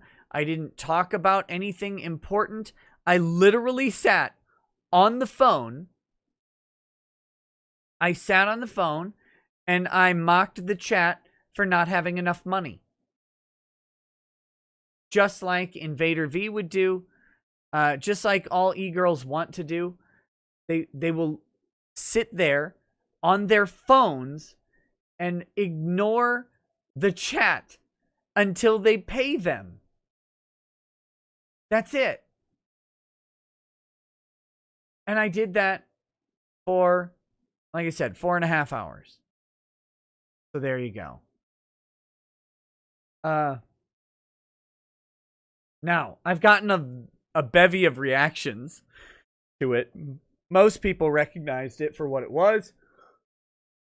Go along with the joke. Enjoy the joke. Or ignore the joke. That's fine. But these are jokes. This is fun. Skyhime, I don't know what my actual earnings from the stream was, because on YouTube I could tell you really easily. YouTube metrics out every stream. It's very easy to find out. On Twitch, I maybe they have it, but in Twitch analytics, I don't see individual streams. I get a 30-day window. I can say that it was my most profitable Twitch stream of all time, by far. So, okay. So anyway, so it was a joke. It was fun. It was satire, and I, won't be doing it again. It's not like I'm transitioning into doing that for Twitch. That was a one-time piece of performance art, so to speak. And it was to make just a point. It was commentary about what Twitch is. So that being said, though, I've seen a lot of reactions. Some of them on the Kiwi farms. Which I do. There's this weird. There's some people who have listening comprehension issues. I read my thread on the Kiwi farm pretty much every day. I just check and see what's going on, what people think about the show or whatever. I think it's getting less useful, but I still do. I still go read it. So I see all of the mean things, and that's fine. And I read other people's threads when they become of interest to me. Outside of that, I literally read the one thread about me. I don't even read my second thread. I don't read my Weeb Wars and live streams thread, because unless I'm doing a Weeb Wars live stream, which I don't have any reason to do lately. So I read my one thread, and I don't read most other threads until something comes up, and then I'll go and check it out or read up on it. whatever. Like I've been following lately the Ethan Ralph arrest and his pending revenge porn charges. I am following that thread, not as, I don't know if it's every day, every other day, because I think his hearing is, maybe he has a hearing today, tomorrow, I don't know. I don't remember the exact date, but he's got a hearing coming up. So I'm following that thread to see what's going on, trying to keep abreast of it. But the rest of it, it's all hit or miss on when I follow it.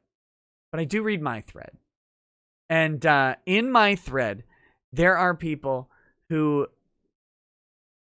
I think have forgotten what humans are and what humans do, what people do. Or maybe they didn't ever know. Okay? And this is the weird thing to me with what's going on right now. So I mention this because of one of the criticisms I saw, and this is fine. Like, this is okay. I'm not mad or offended or anything by it, but it just sparked in me something that I see elsewhere, and it was a good place to illustrate it. A guy said, has Nick thrown away any thought that he ever, or any ambition ever of having a legal career with the Twitch stream? Okay? Look, one, basically yes, but not from the Twitch stream. Not from the Twitch stream. No, as I've said 100 million times, I don't want to do legal work. It's soul crushing. In my town, it doesn't pay very well. It's a tough job that takes a lot of effort and doesn't give you the return that you need to do it. I don't work for a big law firm. I don't have a billing department that will go after people and a collection department that will sue them. I don't get paid unless I literally get paid from someone. So, in small town Minnesota, that's a hard gig, guys. I would much rather come on here, tell jokes and stories and laugh and interview and meet neat people. That's much more fun. And it's why as my YouTube channel has become successful, I've stopped really going after billing my clients. And the people that I do have time to help, and I do help, I don't really worry about if they're going to pay me or not, if they can pay me or not. It's great. It's great.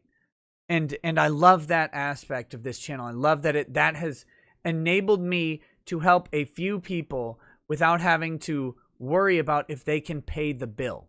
Okay? So, that being said, no, I really don't have much interest in doing legal work. I mean, I can always go back to it. And we'll get to that in a minute. But that should be pretty clear from the fact that I'm awake every night from 11 p.m. to 5 or 6 in the morning on streams. I'm not super interested in the doing legal work aspect of it. But let me comment real quick on this other idea that doing a joke stream on Twitch is somehow going to end a career. Lawyers at all levels are actually people. And I know that people have forgotten this because with COVID, you don't go home, you just are home. With COVID, you're just home all the time. I think literally our wiring upstairs has been changed by this fucking virus and by the lockdowns, specifically by the lockdowns. But you don't go to work and then go home. But if you can remember all the way back to last year, when you go home from work, you get home, You unbutton your pants. You sit down on your couch. You watch trashy TV.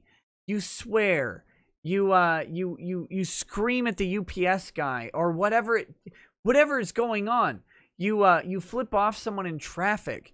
You watch anime, right? The true degeneracy of this country. You watch anime. Or you watch Judge Judy or LA Law or some bullshit. And then you drink a beer or two and you invite friends over and you laugh and you have fucking fun. What the fuck happened to just having fun and telling a joke? And now we've got people like out here trying to joke like, oh my God, will he ever be able to get a job? Yeah, of course you can. Oh my God, it's just a joke. What are we? Are we giving into this idea that of like social justice or whatever? Like where we're like, you know what? 8 years ago, this person said something. We can't have that person on. That's bullshit too. Where did people go? Who are you? Like you've never told a joke that's off color or silly or embarrassing. You've never been embarrassed or had something that like you wouldn't do at a grocery store, but you do amongst friends. What is this? What happened to us? What the fuck happened? And to have that come out like on Kiwi Farms is weird. That's weird to me. But I mean, I guess that is a place where you get to express your opinions, and that's why it is valuable and it's a treasure of the internet, truly. But to see people like kvetching over, oh my God, he wore shorts and a t-shirt. Yeah. I love this one. What'll his wife and kids think? Do you guys honestly think they didn't see the outfit? They didn't see the setup? It was in my living room.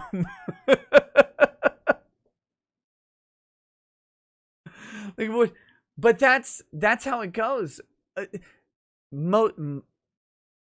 I bring this up. This is gonna sound like a cop out. It really isn't. I'm not complaining. I'm not. I'm reminding everybody, it's okay to have fun. It's okay to be silly and goofy. Like, enjoy life. Don't let this soul-crushing bullshit ruin everything that we do. My kid, Skyhime, my kids didn't think anything of it. It's dad in shorts and a t-shirt. And then it's like, Dad, what are you setting up here? I had kids helping me pick out the stuffed animals and set them up. Like that was like, it's not, I didn't go buy a whole swath of Pokemon stuffed animals. I just went, I had my kids help set it up. They don't think anything of it. You know, oh, it's for your show? Okay. Funny. But yeah, it's a reminder. We're not like these weird automatons from fucking Ultima 7 or whatever.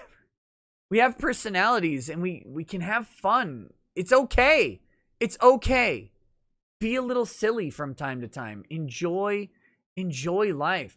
If you run around like trying to be, we've got this meme like the trad conservative meme or the trad Chad meme or the trad Wojak. I don't know what it is. I don't know what the name of it is. But like this idea that everybody is a straight-laced Red Foreman 100% of the time, I don't buy it. I don't buy it at all. First of all, I've met many of you, and almost nobody is like that. Almost nobody is like that. Second of all, the ones I haven't met, the reason is because you're literally fucking not like that. And I can tell. We all know. Nobody is that. That's what memes are, an exaggeration of reality. And that's okay. They're used to make a point. They are escapism in the same way that everything else is. That's great. They're useful for illustrating these points. And obviously, I am a proponent of traditional lifestyles, right? I've been monogamously involved with my wife for, we've been married for 16 years or whatever. We've been involved for 18 years. And it's been monogamous the entire time. I have 5 children, all of them conceived within wedlock. We didn't live together before marriage, sort of. And we visited each other's dorm rooms a whole lot. We were 20 feet away from each other down the hallway. But all of that, like, I get it. But we can also tell jokes and still be traditional. It's okay. You can still be conservative with jokes. It's fine. It's fine. Enjoy it.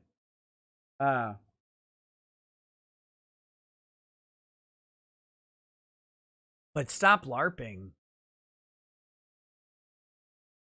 For your own sake. Keep criticizing me, please. Like, it's good. It's good. I actually do value criticism. I want to know what makes people mad and what makes people happy. So keep criticizing me. I'm saying for your own sake, for yourselves, remember that it's okay to laugh, because 2020 has really put a damper on that. I'm not going to fucking lie. It's hard to do. It's become, over the year, progressively more difficult to do shows. It's become more difficult to do shows because things are fucking awful out there.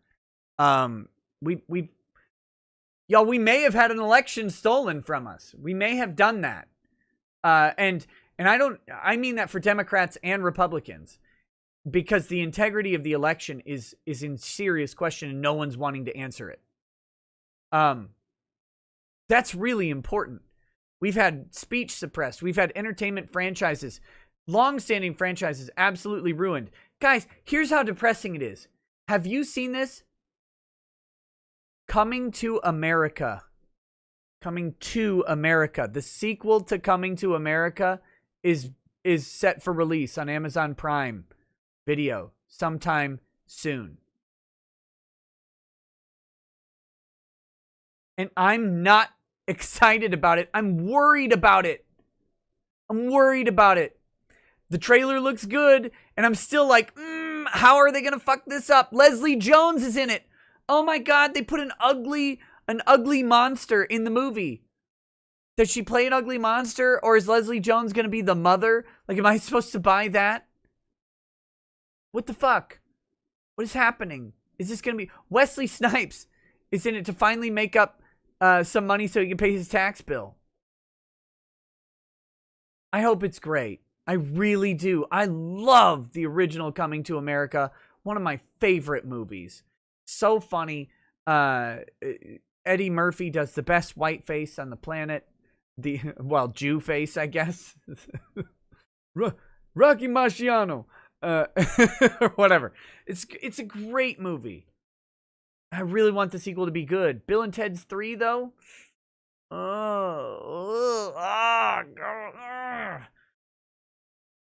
I'm worried about Maverick being good.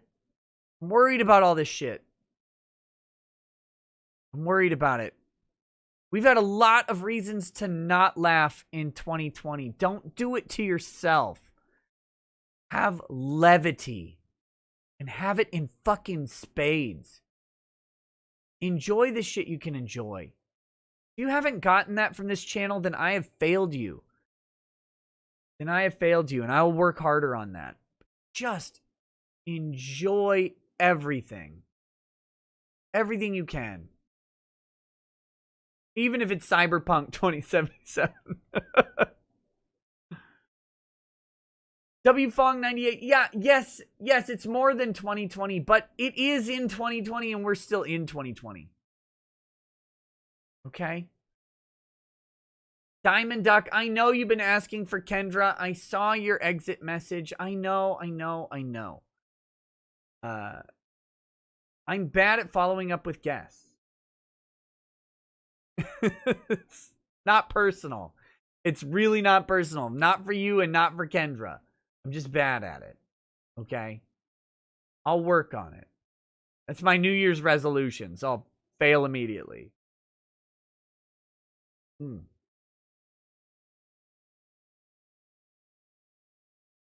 Okay.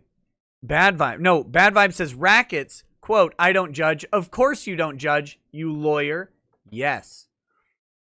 He also says, sure, Klinger. I don't know what Klinger is, but I believe it.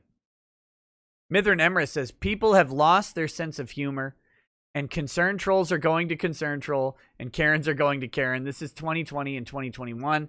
People lost their sense of the absurd. It's rather sad. Without a modicum of irony, I think there has been real psychological damage in 2020 from MASH. I didn't watch MASH. I didn't watch it. I believe you. I didn't. MASH was on. My parents would watch it. My dad would watch MASH, Andy Griffith, and WKRP in Cincinnati or whatever that show was, and sometimes Cheers.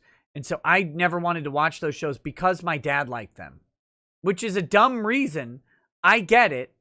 I'm not saying it was right. I'm just saying when I was a kid growing up, I never watched those shows because he watched them, and I was like, I want my fucking Transformers. So yeah.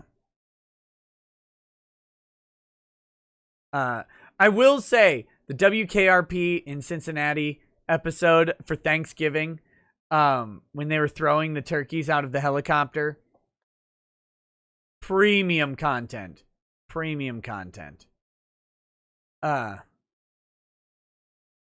Marty Lund says, my face when the farms are so infiltrated by smooth brains that the average Kiwi is a bigger derp than the lol cows.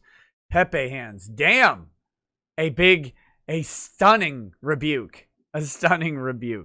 No, I think Kiwi Farms has changed quite a bit over the past year. I'm not an expert. I'm not a Kiwi Farms historian, but just watching it over the past 2-3 years, it's different. Maybe I'm biased. I have no idea. Okay. Let's talk, I guess, about this bill. Where's the bill? Right? Where's the bill? The bill is for the Omnibus spending bill, which has been combined with the stimulus bill. First of all, that's bad marketing. That's bad branding. That is bullshit. You should not try to combine a stimulus bill with an omnibus spending bill, because the price tag on an omnibus spending bill is huge. And people will look at it and make the point of what 192 million went to American families, or is going to American families in the stimulus.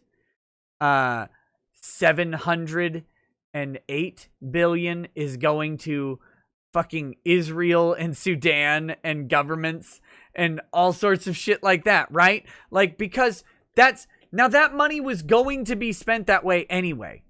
It was already going to be spent that way. It's the omnibus spending bill.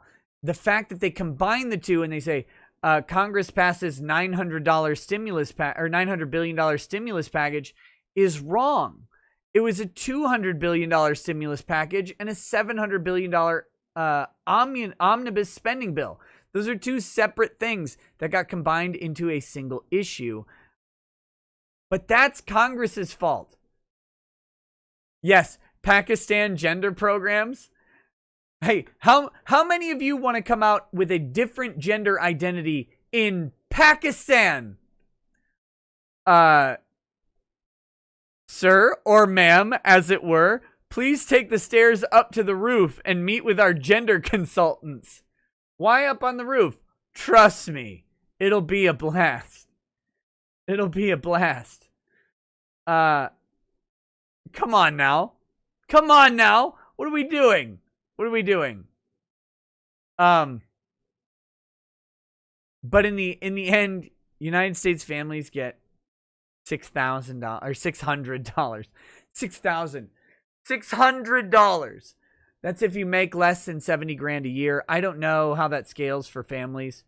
I don't think I will get anything. My last year for me was huge, and I finally had to file a tax return. So I think I will probably not get a single penny of stimulus dollars. So I don't give a shit at all. Fuck all y'all. Fuck all y'all. You don't know me. No. So I don't think I will get any stimulus money. $600 though is a fucking joke. An absolute fucking joke. And they should be ashamed that is what they chose. Whoa, big chat from C3rberus. Damn, says Merry Christmas, Nick.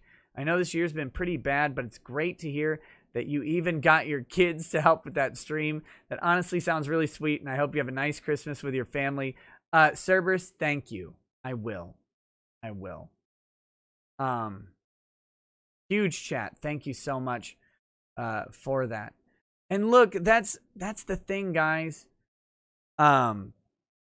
Let me trad dad for just a minute. Get a family, get kids. Drexel's on the show all the time. He kind of advocates against it in his own way, and that's fine.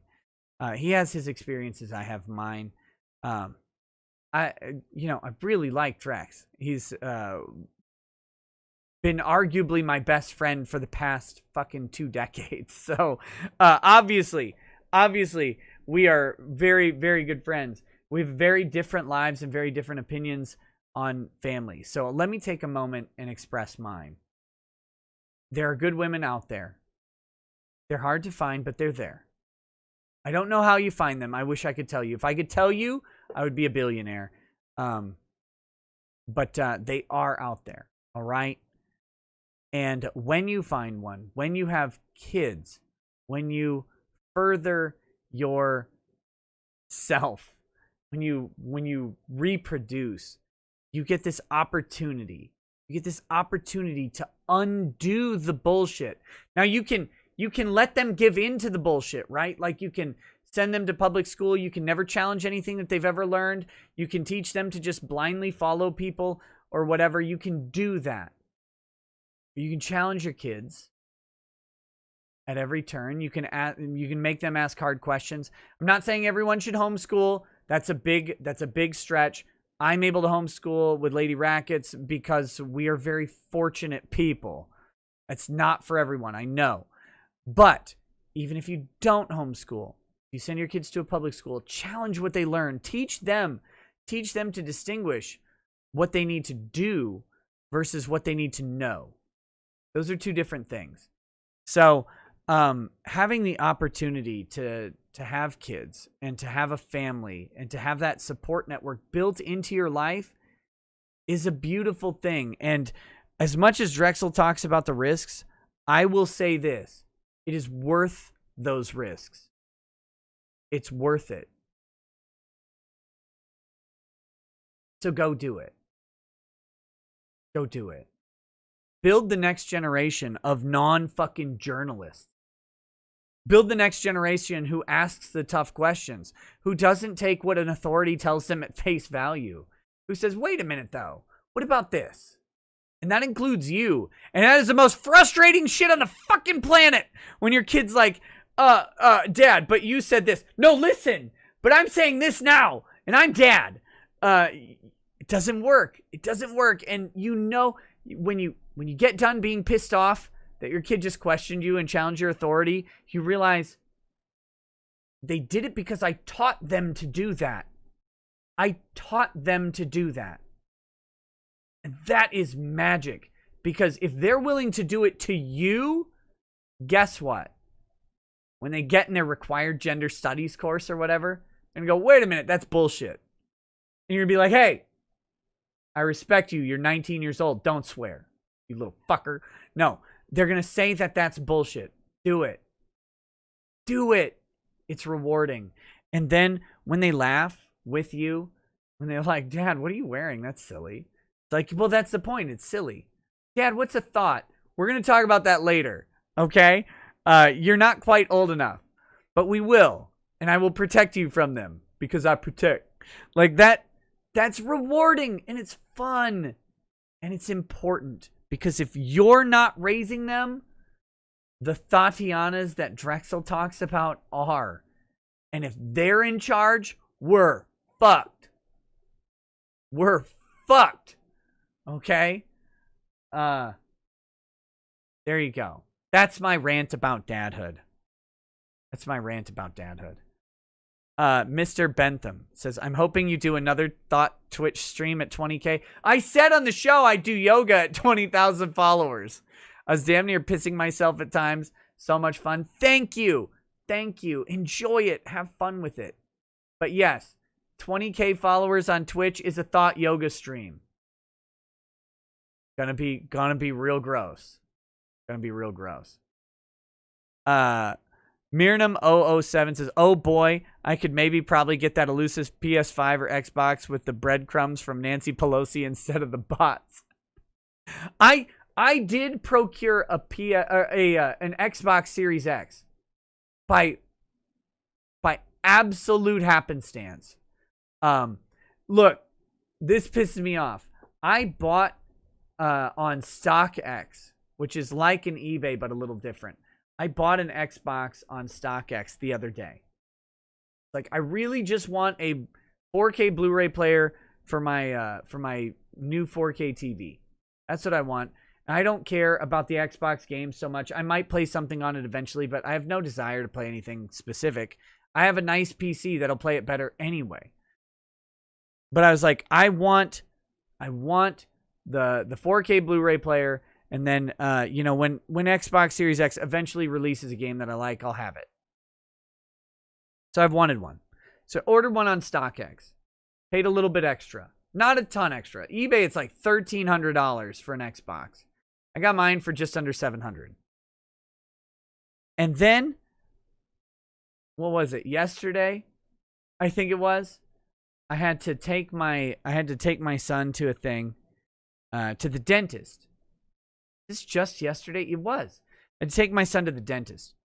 And I'm like, oh, I'm going into town. I'll pull up the Target app. And I will I'll pull up the Target app and I will check the Xbox stock.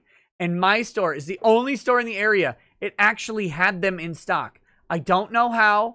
I don't know why. I have no idea. It hasn't had one. I've never seen one in stock. I checked most days. I would check in the morning before going to bed because that's when their truck came in. So I'd say, okay, is this on here? They've never had them. I checked. They still had, I just checked randomly at like 11 a.m. They had them. And they still had them when I picked it up at almost 1 p.m. They still had Xboxes in stock at my store. I don't know how. None of the other stores in the area had them. Target doesn't sell 3080s, so they won't have them at all. But they did. They had the Xbox. And so I was like, well, shit. The one I ordered from StockX won't get here till the 8th of January. Which they did not tell me when I ordered it. I thought I was going to have it within, 72 to 128 hours. No, apparently I have to wait till the fucking 8th for that. Which is why I bought the one from Target. And I figured I'm going to do something with the other one. I don't know if I'll give it to someone. Maybe I'll do a giveaway on the channel. Maybe I'll give it to a family who's having a rough fucking go of 2020. I personally know a couple families who have had some layoffs and some furloughs that have really, really caused them harm financially, and they won't be able to give their kids a nice Christmas. So I'm thinking I might just give it to one of those families. I don't know. But yeah. So anyway, so I bought an Xbox for me to have right now because I had the opportunity. So I'll let you guys know what I end up doing with the other one whenever I get it in January. Fucking hell. Nova Zero says, thanks for emphasizing your point of view. To be honest, it's what I get sick of when you bring Drex on. People who keep backing down due to risks are cowards. I have to admit, I see you in those gay little shorts in a new light. No homo. Look, I'm not coming on the stream to argue with Drex. I bring Drex on for a different perspective. And I hope people understand that that my perspective and experience is different than his. He and I have talked about that on stream. It's not like controversial or anything like that. But, you know, I bring Drex on because his life is so wildly different than mine. I find it fascinating. So, yeah. And you know, that's that. Speaking of which, I'll be organizing a Chad Dad stream sometime in the near future, because we need more of that as well. All right. Last but not least,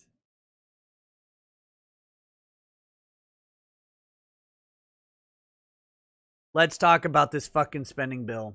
And I'm going to focus in on the felony streaming language. Oh, I was supposed to be looking for that. Thom Tillis is a piece of shit.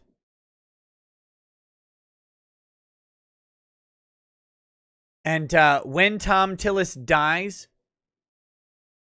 you know, Congress will be a better place. This guy is fucking bought by the entertainment industry. You look at his big owners, big donors. Oh shit, Freudian slip. You look at his big donors, they own him. It's Disney. It's the Recording Industry of America. It's fucking all of Hollywood. This motherfucker is bought and paid for. And I am for money in politics, don't get me wrong. I'm just for transparency in that money. I am for open money in politics, because money is speech. And I fully believe that money should be and is the only check against Thom Tillis. The only check against the Thom Tillis is to have money get somebody else in. And I'm sick and fucking tired of pretending like we don't want money in politics. We do. We just want that money to be honest. Honest and upfront. That's what we want. So we know who's bought and paid for. We know who the buyer is. We know who's owning the vote.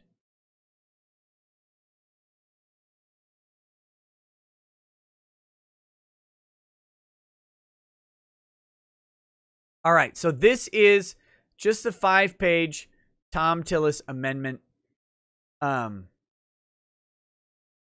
you can tell this is fucking garbage, right? Because we've got Thom Tillis, Republican. We've got Pat Leahy, Marsha Blackburn, Hirono, Miss Cortez Masto, I don't know who that is, John Cornyn, Dick Blumenthal, Coons, Loeffler, and Perdue. We've got a mix of Republicans and Democrats on this thing, and many of them shitheads. Some of them good. You know, Marsha Blackburn was great at the YouTube, the Facebook and Twitter hearing. Marsha Blackburn came in strong at the end. John Cornyn was okay. The rest of these people were all terrible. But most of them are fucking bad. And even if they were good at one thing, doesn't mean they're good at everything. All right? So the co-sponsors of the bill can all get fucked as well. Bad Vibe says, in my opinion, copyright law is as badly abused as Section 230. These motherfucking companies should not get any more protection. I agree. Okay, so this is a bill, and there's a very specific section. We're not going to go through the definitions in here because it relies on knowledge of existing statutes. We're going to do this. This is where the operative language is. And I'm going to do this as a white pill and a black pill at the same time if I can manage it. All right. So section B, a motion picture. Oh, wait, no, this is still. Where the fuck is it?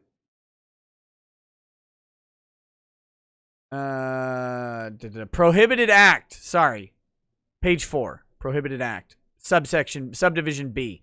Not subdivision A, section whatever, sub B. This is just regular sub B, lowercase. Prohibited act. It shall be unlawful to willfully and for purposes of commercial advantage or private financial gain offer or provide to the public a digital transmission service that, 1, is primarily designed or provided for the purpose of publicly performing works protected under Title 17 by means of a digital transmission without the authority of the copyright owner or the law. Okay. That is already a mouthful. That is already the mouthful. Because we have some requirements, right? Willful, so no accidental copyright infringement, for the purposes of commercial advantage, so it's got to be for money, or private financial gain, so it's got to be for money, offer or provide to the public a digital transmission service. This is ambiguous right here. What is a digital transmission service? Now, Thom Tillis' office says this is just about services, not individual streamers, not individual copyright infringers, but places like Pirate Bay or whatever, right? Like major copyright infringing houses that are provided. But that's not what the bill says. It just says a digital transmission service. Am I right now providing to the public a digital transmission service? Probably. It's a service via digital transmission. The service is entertainment. It doesn't specifically say that a digital transmission service is something else. I don't think. I guess I could search.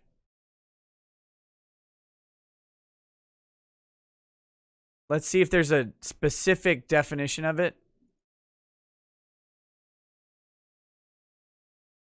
In this section, the terms audiovisual work, computer program, copies, copyright owner, digital transmission have the meanings given those terms in section 101 of Title 17. Okay. Term digital transmission service means a service that has the primary purpose of publicly performing works by digital transmission. That's literally what my show is. Right? Ricada Media puts on this show, which is publicly performed work by digital transmission. They may mean like YouTube or whatever, but that's not what it fucking says in the definition of the bill. Okay, so now that we've got that down. God damn it. So the white pill is that they say this isn't designed to go after individual streamers. The black pill is that it absolutely fucking can under the definition that exists. All right. So the digital transmission service. Now, this is a question. Is primarily designed or provided for the purpose of publicly performing works protected under Title 17. My show does not do a lot of clips. We don't do a lot of coverage of copyrighted material. So maybe that doesn't count. Although, at the same time, I do cover legal documents. Legal documents are actually protected under Title 17. There's just exceptions to them.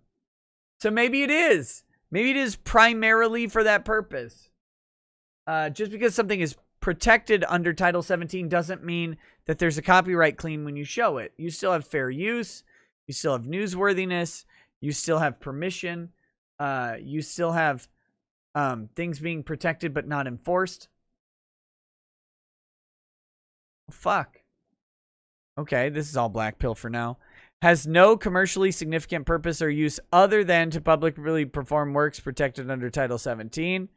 by means of a digital transmission without the authority of the copyright owner or the law. Now, this part, without the authority of the copyright owner or the law, might be the saving grace. For me. Might not. Who is that redheaded chick with the giant forehead who would broadcast anime? I can't remember. She seems irrelevant. And number 3 is intentionally marketed by or at the direction of that person to promote its use in publicly performed works protected under Title 17. Susie Liu, thank you. By means of a digital transmission without the authority of the copyright owner or law. So, like, should Susie Liu be scared of this law? Yes. Yes. Susie Liu should be scared of this law. Her show, as far as I could tell, existed solely for the purpose of the digital transmission of copyrighted materials. That was it. And she did so, and it was intentionally marketed that way. That's what she did. So, should she be worried about it? Yeah. Should I be? Probably less so. Probably less so. So this is a felony. Fined under this title, in prison not more than 3 years or both. 5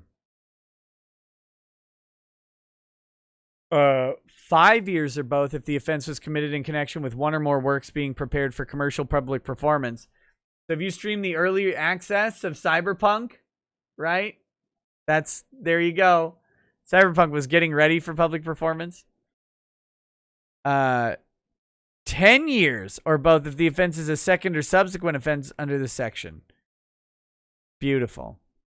All right, so nothing in this section shall be construed to affect the interpretation of any other provision of civil copyright law, including limitations of liability, prevent any federal or state authority from enforcing cable theft. Fucking cable theft. Really? So that's that. All right? That's the operative language in the bill that matters. So here's the deal. The white pill on this is they say it's not meant to target individual streamers or people who upload a video to a piracy site. The black pill on this is it's not up to them at all. It is not... if you read all the definitions, it doesn't apply to you unless you start publishing copyrighted work. Well, let's take a look. Take a look. Reading all the definitions sounds terrible. Here you go. So we read the digital transmission service.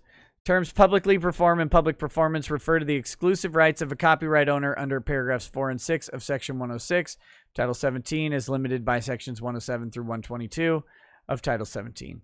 Term work being prepared for commercial public performance means a computer program, a musical work, a motion picture, or other audiovisual work, or a sound recording if at the time of unauthorized public performance, the copyright owner has a reasonable expectation of commercial public performance and the copies or phono records of the work have not been commercially publicly performed in the United States by or with the authorization of the copyright owner, or a motion picture if at the time of unauthorized public performance the motion picture has been made available for viewing in a motion picture exhibition facility, so a movie theater, and has not been made available in copies for sale to the general public in the United States by or with the authorization of the copyright owner in a format intended to permit viewing outside a motion picture exhibition facility, so like DVDs or streaming services, or had not been commercially publicly performed in the United States by or with the authorization of the copyright owner more than 24 hours before the authorized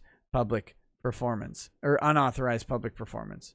So this is an interesting one because with things moving to simul streaming, where we've got streaming releases coming out at the exact same time as movie theaters, it's possible that this act invalidates or is invalidated by that.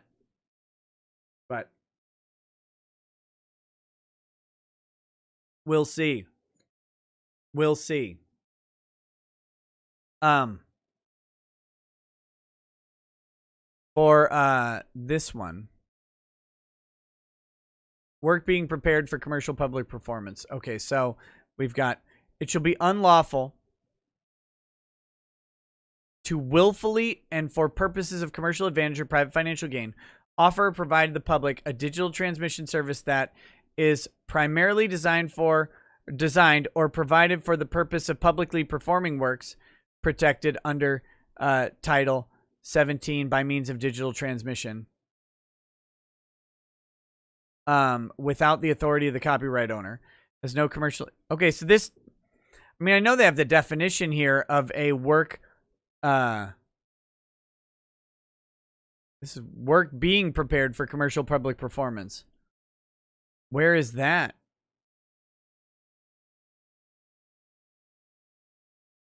That language isn't used down here.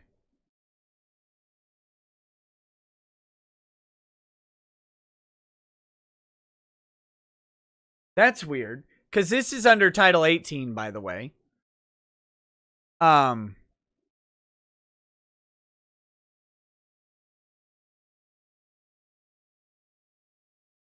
the term work being prepared for commercial public performance means, that's great, but in the law section here, there's nothing about work being prepared for that public performance. It just says, provided for the purpose of publicly performing works protected under Title 17. So I don't know why they have that definition in there, in all honesty. Very weird. Very weird. The way this is written, though, I mean, I see a prosecutor could easily bring this for someone who streamed digitally a copyrighted work. I don't see how it can't. They may not do it.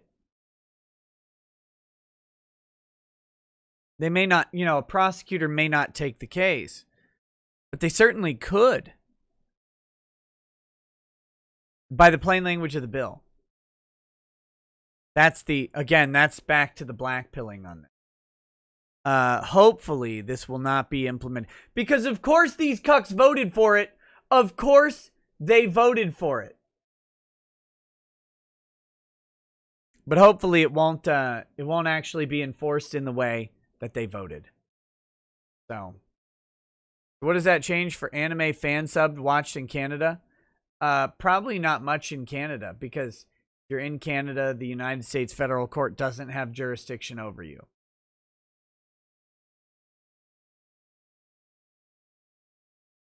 Tucson coming for your stream with those tweets showing the bird avatar. Oh yeah. Yeah, go ahead. Go ahead. Could this target streamers covering news stories with video that's copyrighted but should be under fair use? Yes, it could. It doesn't supersede fair use, but it can sure make things complicated. Like normally, you have to make your fair use defense to YouTube, right? So it's just you. You say, hey, this is fair use because that guy's a piece of shit and I want to talk about it. Oh, okay. Whatever. But if you're not you, if you're not fighting YouTube's copyright system, if you're fighting a criminal charge, now that's bigger. Viden the Cold One says, hey, could you keep my brother in your prayers? He was exposed to COVID and now he can't be with his family for Christmas. That sucks. He's the only family I've left, so I hope he's okay. I hope he's okay too. And yes, I will of course keep him in my prayers. All right, guys, that's this. Keep an eye out for a video on this, a shorter video. I'm going to try and condense my thoughts down into it. It's a shit bill. It just doesn't need to exist. That's the real problem. There are other aspects of this bill as well that go beyond the prison stuff, and that is creating a small claims court for copyright, which seems like it might be a good thing, but it'll actually probably end up being a fucking disaster because Congress designed it. So anyway. All right, guys. Well, what I need to do is to go ahead and read out these chats. And then I think we need to end the stream. And I think I need one more day to go to bed. I would love to do some Twitch thoughting tonight. I'm dying of fatigue. So, I do need to end the show tonight. Okay. In Lemoyne voice, sing.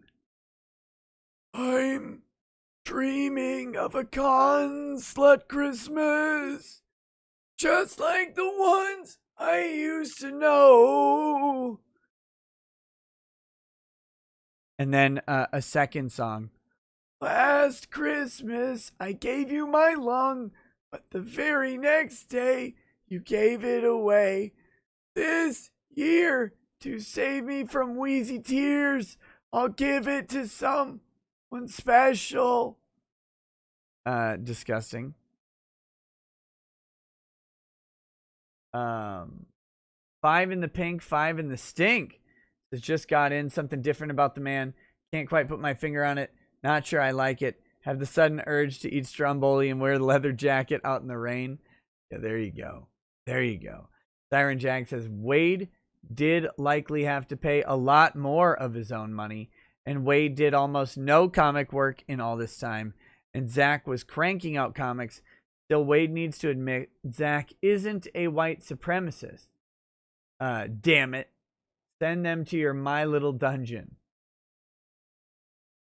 Have Gunt Will Travel says, good morning, all. Just got in. Fucks up with the head. You know, that's a good question. Good question. Crusader Saracen says, big props to Ethan on the last stream saying he made peace with other comic skaters and that everyone should just make and sell comics. Really made me happy to hear. Merry Christmas to both of you, merry gentlemen, and keep fighting the good culture fight. Thank you. Siren Jack says, Nick, this isn't new. My last job, I had to make Facebook protected. A coworker was running to tattle to my manager about my posts. I still can't grow my hair out or get tattoos I can't cover. I might offend a churchgoer like it's 1950s. Crusader Saracen says, McConnell and Schumer just hit a deal to override Trump's veto of the BS Omnibus bill. Can't wait to see Republicans eat shit in Georgia. Yeah. The gentleman caller says, Nick, did you hear about the e-whore that accidentally pushed her thong to the side and spread them cheeks to show the viewers her ahem, beehole, and baby cannon? As a man of culture, I viewed it and give it my highest rating of 4 out of 4 bowling ball grips. I heard about it. I did not go procure the video, but I believe that it happened.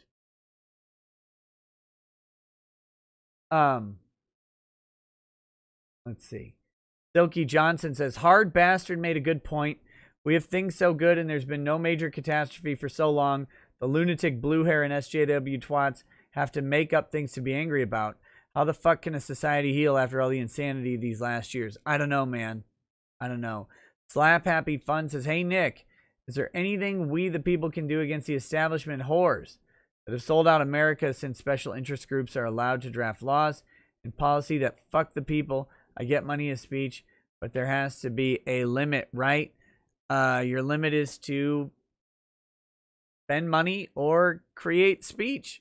One of those two things. Go work for a legislator and write bills and propose them. Kirith says, REDMCA. It says that the act must be willfully and for the purposes of financial gain. So the car driving past blaring music issues should be moot. Is it possible for a lawyer to weasel their way around the plain language and nail someone for that?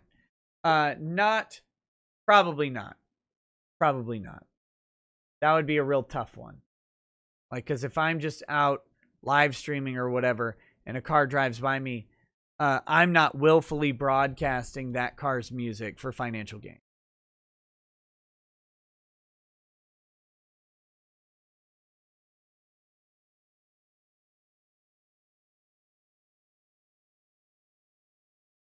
All right. Mario Carter 13 says, CNN, Trump vetoes secure every American a PS5 act. Seraphim Nexus says, Nick, I need a lawyer now. It's about Zach. What do you need a lawyer about? Angry Baneling says, calm down, Minnesotan Vegeta. Get some sleep. What? This is ridiculous. Jason of the Great Awakening says, why did you copy Nick Fuentes' hairstyle? Wait, does Nick Fuentes wear his hair slicked back? I will undo it immediately. Andrew War Snowboard says, Susan is all of the gamer words for making it hard to shill a Twitch channel in a super chat. All I want to do is grift and play video with you guys. Jacob Ceresia says, Nick, what is your opinion on the SEC suing Ripple over XRP being considered a security? I don't know anything about it. What I do know is that the SEC wants to regulate all crypto. They can't wait to regulate crypto. If they can regulate crypto, then crypto can go away. That's what they want.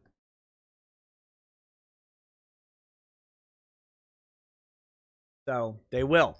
They will eventually do that. Automata says, come on, Nick. We've all seen There's Something About Mary. You can come clean to us about what really happened to your hair, so to speak. Robert Romano says, if the president vetoes and Congress doesn't override, he'd be handing the Omnibus stimulus to Biden as a must-pass legislation in the first 100 days. Very possible. Very possible. Climb BMX says, $150. Nice, Arctic. I'll kick in for that. I'm not even a regular here. Whoa! You're not a regular here. You should be, though. Jason of the Great Awakening says, Jim Sterling is the original jiggle dildo physics critic. He's funny. Okay. Andrew War Snowboard says, big brain Chad Dad stream when? Both at once? Not both at once, but hopefully soon for both.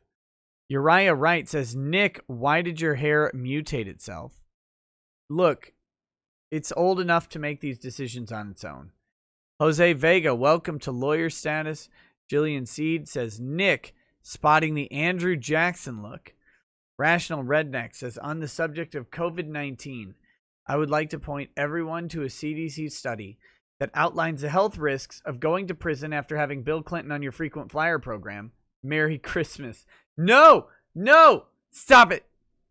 Stop it. Batgoat says, nice hair, bro. Merry Christmas to the Raggets fam. Hey, thank you. An overwhelmingly nice chat. Gelth Walker says, I've seen better hair on 3-week-old roadkill. That must have been some well-manicured roadkill. Jason the Great Awakening says, it's coming. Trust the plan. Death says, how does Bob, your father, feel knowing that he raised a knee sock Thot? SMH, Nick's a disgrace to the Great Ricada Brigade. That was one that I got a lot during the stream. What do your parents think of you? Listen, my parents do think of me, and that's more than any kid can ever ask for. The worst thing on earth is when your parents stop thinking of you. So, but all in all, they haven't complained. I don't know. Jason the Great Awakening says, not quite at the edge yet, just a bit more. Sean Williams says, can you recommend a pro bono attorney to help vets on the left coast who are losing their VA disability to corrupt courts contrary to Howell and USFSPA? I don't know any pro bono left coast attorneys. I don't know. Seraphim Nexus says, what's your take on how things happened in the trial? Like if you were to put it plainly. What, in your boy Zach's trial? Mark Waid lied to delay jurisdiction and cost Zach a bunch of money. That's what happened. And I think that's bullshit. And I think Mark Waid should be hung by his tiny nuts for it. Angry Baneling says, I'm very disappointed in the outcome of this lawsuit, but if Zach is happy, then I'm happy for him. I don't want Zach to become poor suing Waid. And really, it does eventually become good money chasing after bad. Uncivil Law says, the Steve Buscemi slickback look is a real winner. Thanks. I don't know if that's a compliment or not, but I'm going to take it that way. Philip A. Demick says, can you explain the stimulus putting streamers in jail, who it applies to, how it's enforced? It allowed warrantless computer searches in the first stimulus.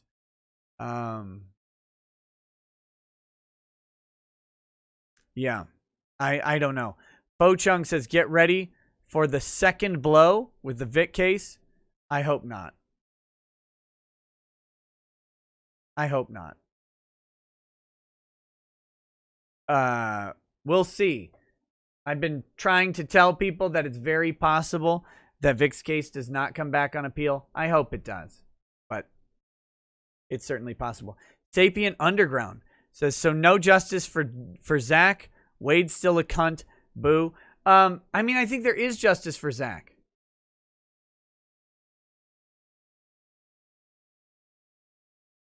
I think there is justice for Zach. It's just not in the court. It's just not in the court. Stan Honeycutt says, given Wade's multiple lawyers, Zaid and Texas Law Team, do you think his costs were more or less than Zach's? Speculation on the agreement. I think his costs were probably equal to or more than Zach's. Speculation on the agreement. I mean, based on the statement, I think the agreement is we walk away and don't say anything bad about each other. That's it. That's what I think. Master Firebreather says, would still love to talk with you about comic books and video games at some point. Working on getting some art for my characters, and I'm kind of stoked. Hope you and the fam have a wonderful Christmas. Sounds good, man.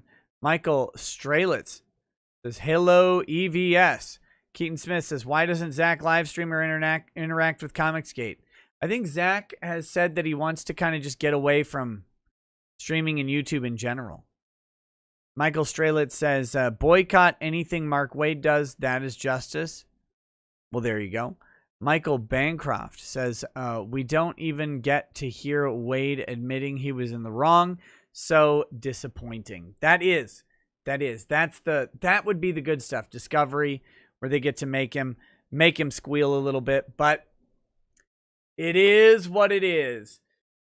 Jason the Great Awakening says, people need to see the edge before they can awaken. You do know what the Great Awakening is, right, Nick? I mean, I can infer what you mean by it, but no. Alice Lovely says, the real white supremacists are the friends we made along the way. Damn it. Oh, guys, local to me, there's a church, a white supremacist, supposedly white supremacist church that has bought a church building in Murdoch, Minnesota. To my knowledge, it's the second nationwide location of this pre-Christian European white religion. I don't know what that means. Have you guys seen it? You guys seen this? If you want to look it up, just type in racist church Murdoch or whatever. You'll find it very quick. Seraphim Nexus says, I don't feel the money from the GoFundMe were used the proper way if we have this result. I don't know what to tell you. The money went to lawyers as far as I can tell.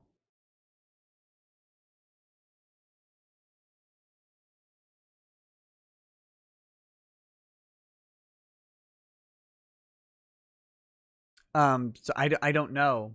Lawyers don't ever guarantee an outcome. What is the what is it, church? Hold on. Let me see what it's called. It's the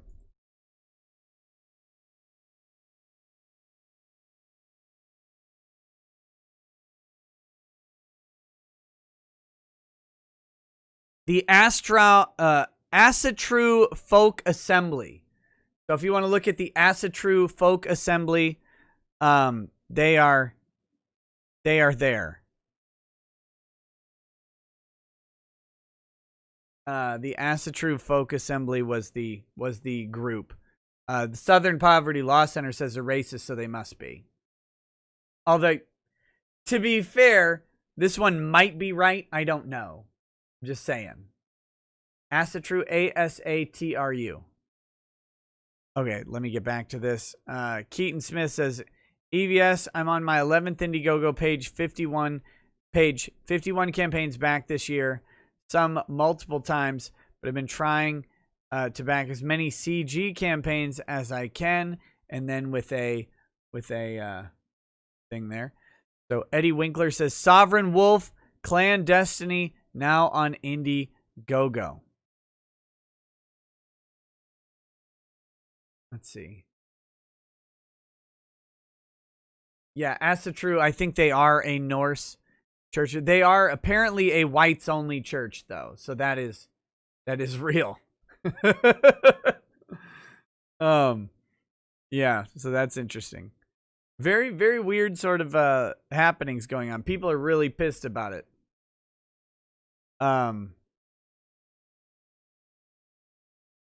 No One Nowhere says back Snowman from All Caps Comics. There you go. Check that out. Michael Strelitz says SJW Comics are losing. CG are winning. Long live CG. Independent creators now. New image style, but better. Jason the Great Awakening says A-hole are the true masters. The Wignats had it wrong. Trainer Red says happy birthday to me. Ranger Spencer tonight. I can't. I'm so tired. I'm sorry. I wanted to get a nap in during the day, and I just didn't. Michael Strelitz says, comics are gone and films are gone because wokeness. I do not get it. I do want money. So there you go. Mr. Shane, welcome to lawyer status. Thank you for joining. Skeet Neat says, Linkara is going to save the comic industry. That beautiful bastard. We need them. We need him. Them, her. Joshua Vidrine says, on a lighter note, I'm curious about how to get into making my own comics. I'm a storyteller by nature and have some minor artistic skill. Look, as far as I know, you got to write the comic. You've got to then either adapt it or have someone else adapt it to the comic book format, and then you got to draw it. That's it. Storyboard it out and start drawing, or hire someone to draw it. And then selling it is a different matter. Angry Baneling says, thanks for coming on, EVS. Praise the sun. Seraphim Nexus says, I feel more annoyed every time I hear. I feel that his intentions and some babbling speculative nonsense of viable length. Point being, why must we speculate? Well, because in law, at least, you don't know the outcomes. Biden the Cold One says, hey, Nick, Brian and Taryn wanted to be a mod. I can vouch for him. Oh, yeah, Brian's great. Brian, if you're still here, go ahead and tag me so I can mod you. Biden the Cold One says, hey, Nick, finally out of pain for the first time in weeks. Don't know how long it will last, so I'm looking for new pain management options. Good job, buddy. Keep getting better. Rational Redneck says, I've agreed to be a sperm donor for a lesbian couple. Any general advice? Oh, shit. No. The one who isn't carrying the child is a relative, so my kid will call my cousin Mom. There you go. Very weird. And the general advice I have is don't do what you did. Because of the way men are getting treated in family court, it's very possible you could, in some weird way, end up on the hook for child support.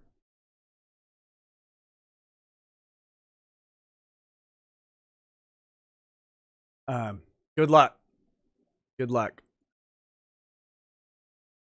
A crafty Huragok says, I'm posting pictures of a frog from I drew at work, laughing my ass off at the rage.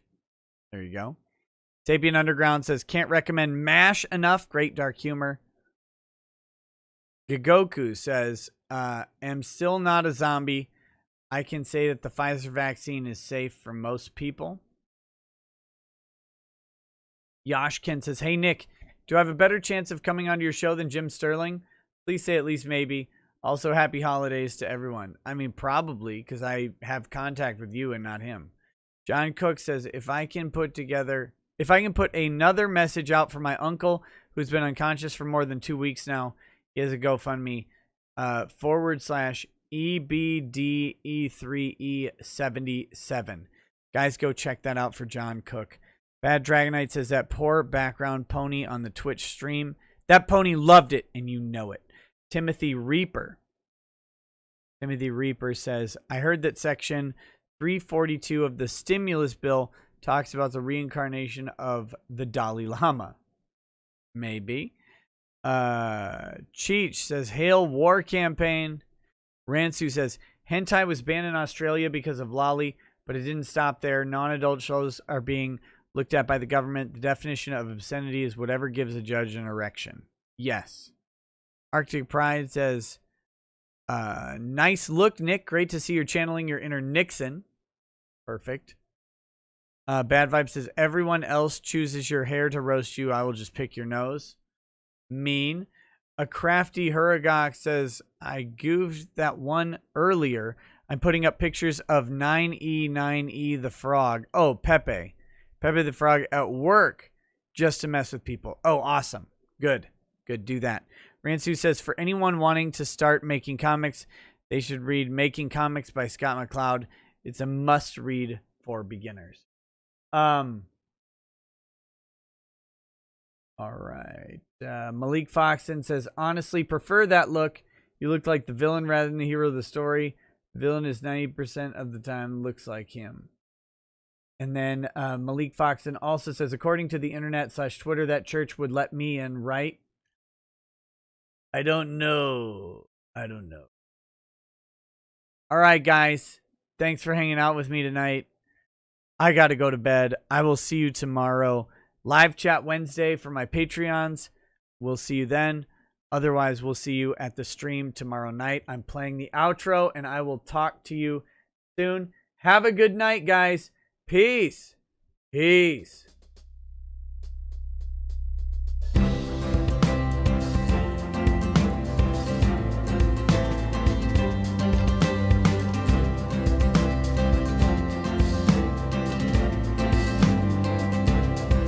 Oh, he drinks a fair bit, but you realize that it just helps get his noggin jogging along. With his glass by his side and his kids asleep tight, we'll hear some lost-plaining tonight.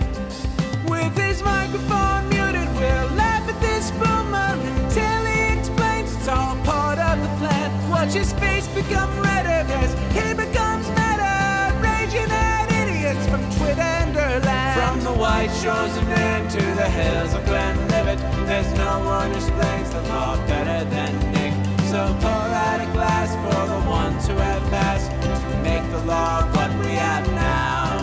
Oh, his lady is fair, and she handles herself with the grace of one who has borne many children. As the wife of a lawman, she makes sure that he has the time and the place to provide for them there. So pour out an ardbeg, a bow, more of that frog. The spirits flow as the ones who get unemployed. So pour out a glass for the tea post on Twitter as we hear lost-plaining tonight. From the white shores of Nairn to the hills of Glenlivet, there's no one who explains the law better than Nick. So pour out a glass for the ones who have passed to make the law what we are now. Oh, the guests are all plentiful, from Doug T to Drexel. They bring their perspective and spice to the mix. But the reason we're here and the one that we cheer is the one who is showcasing us his career.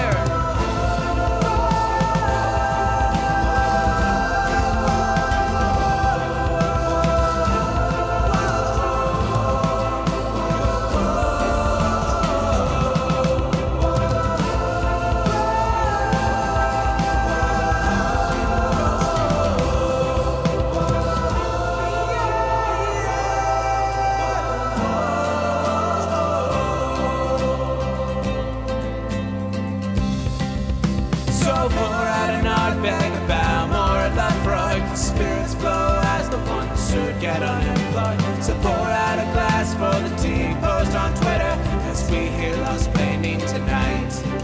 From the white shores of Nairn to the hills of Glenlivet, there's no one who explains the law better than Nick. So pour out a glass for the ones who have passed to make the law what we are now.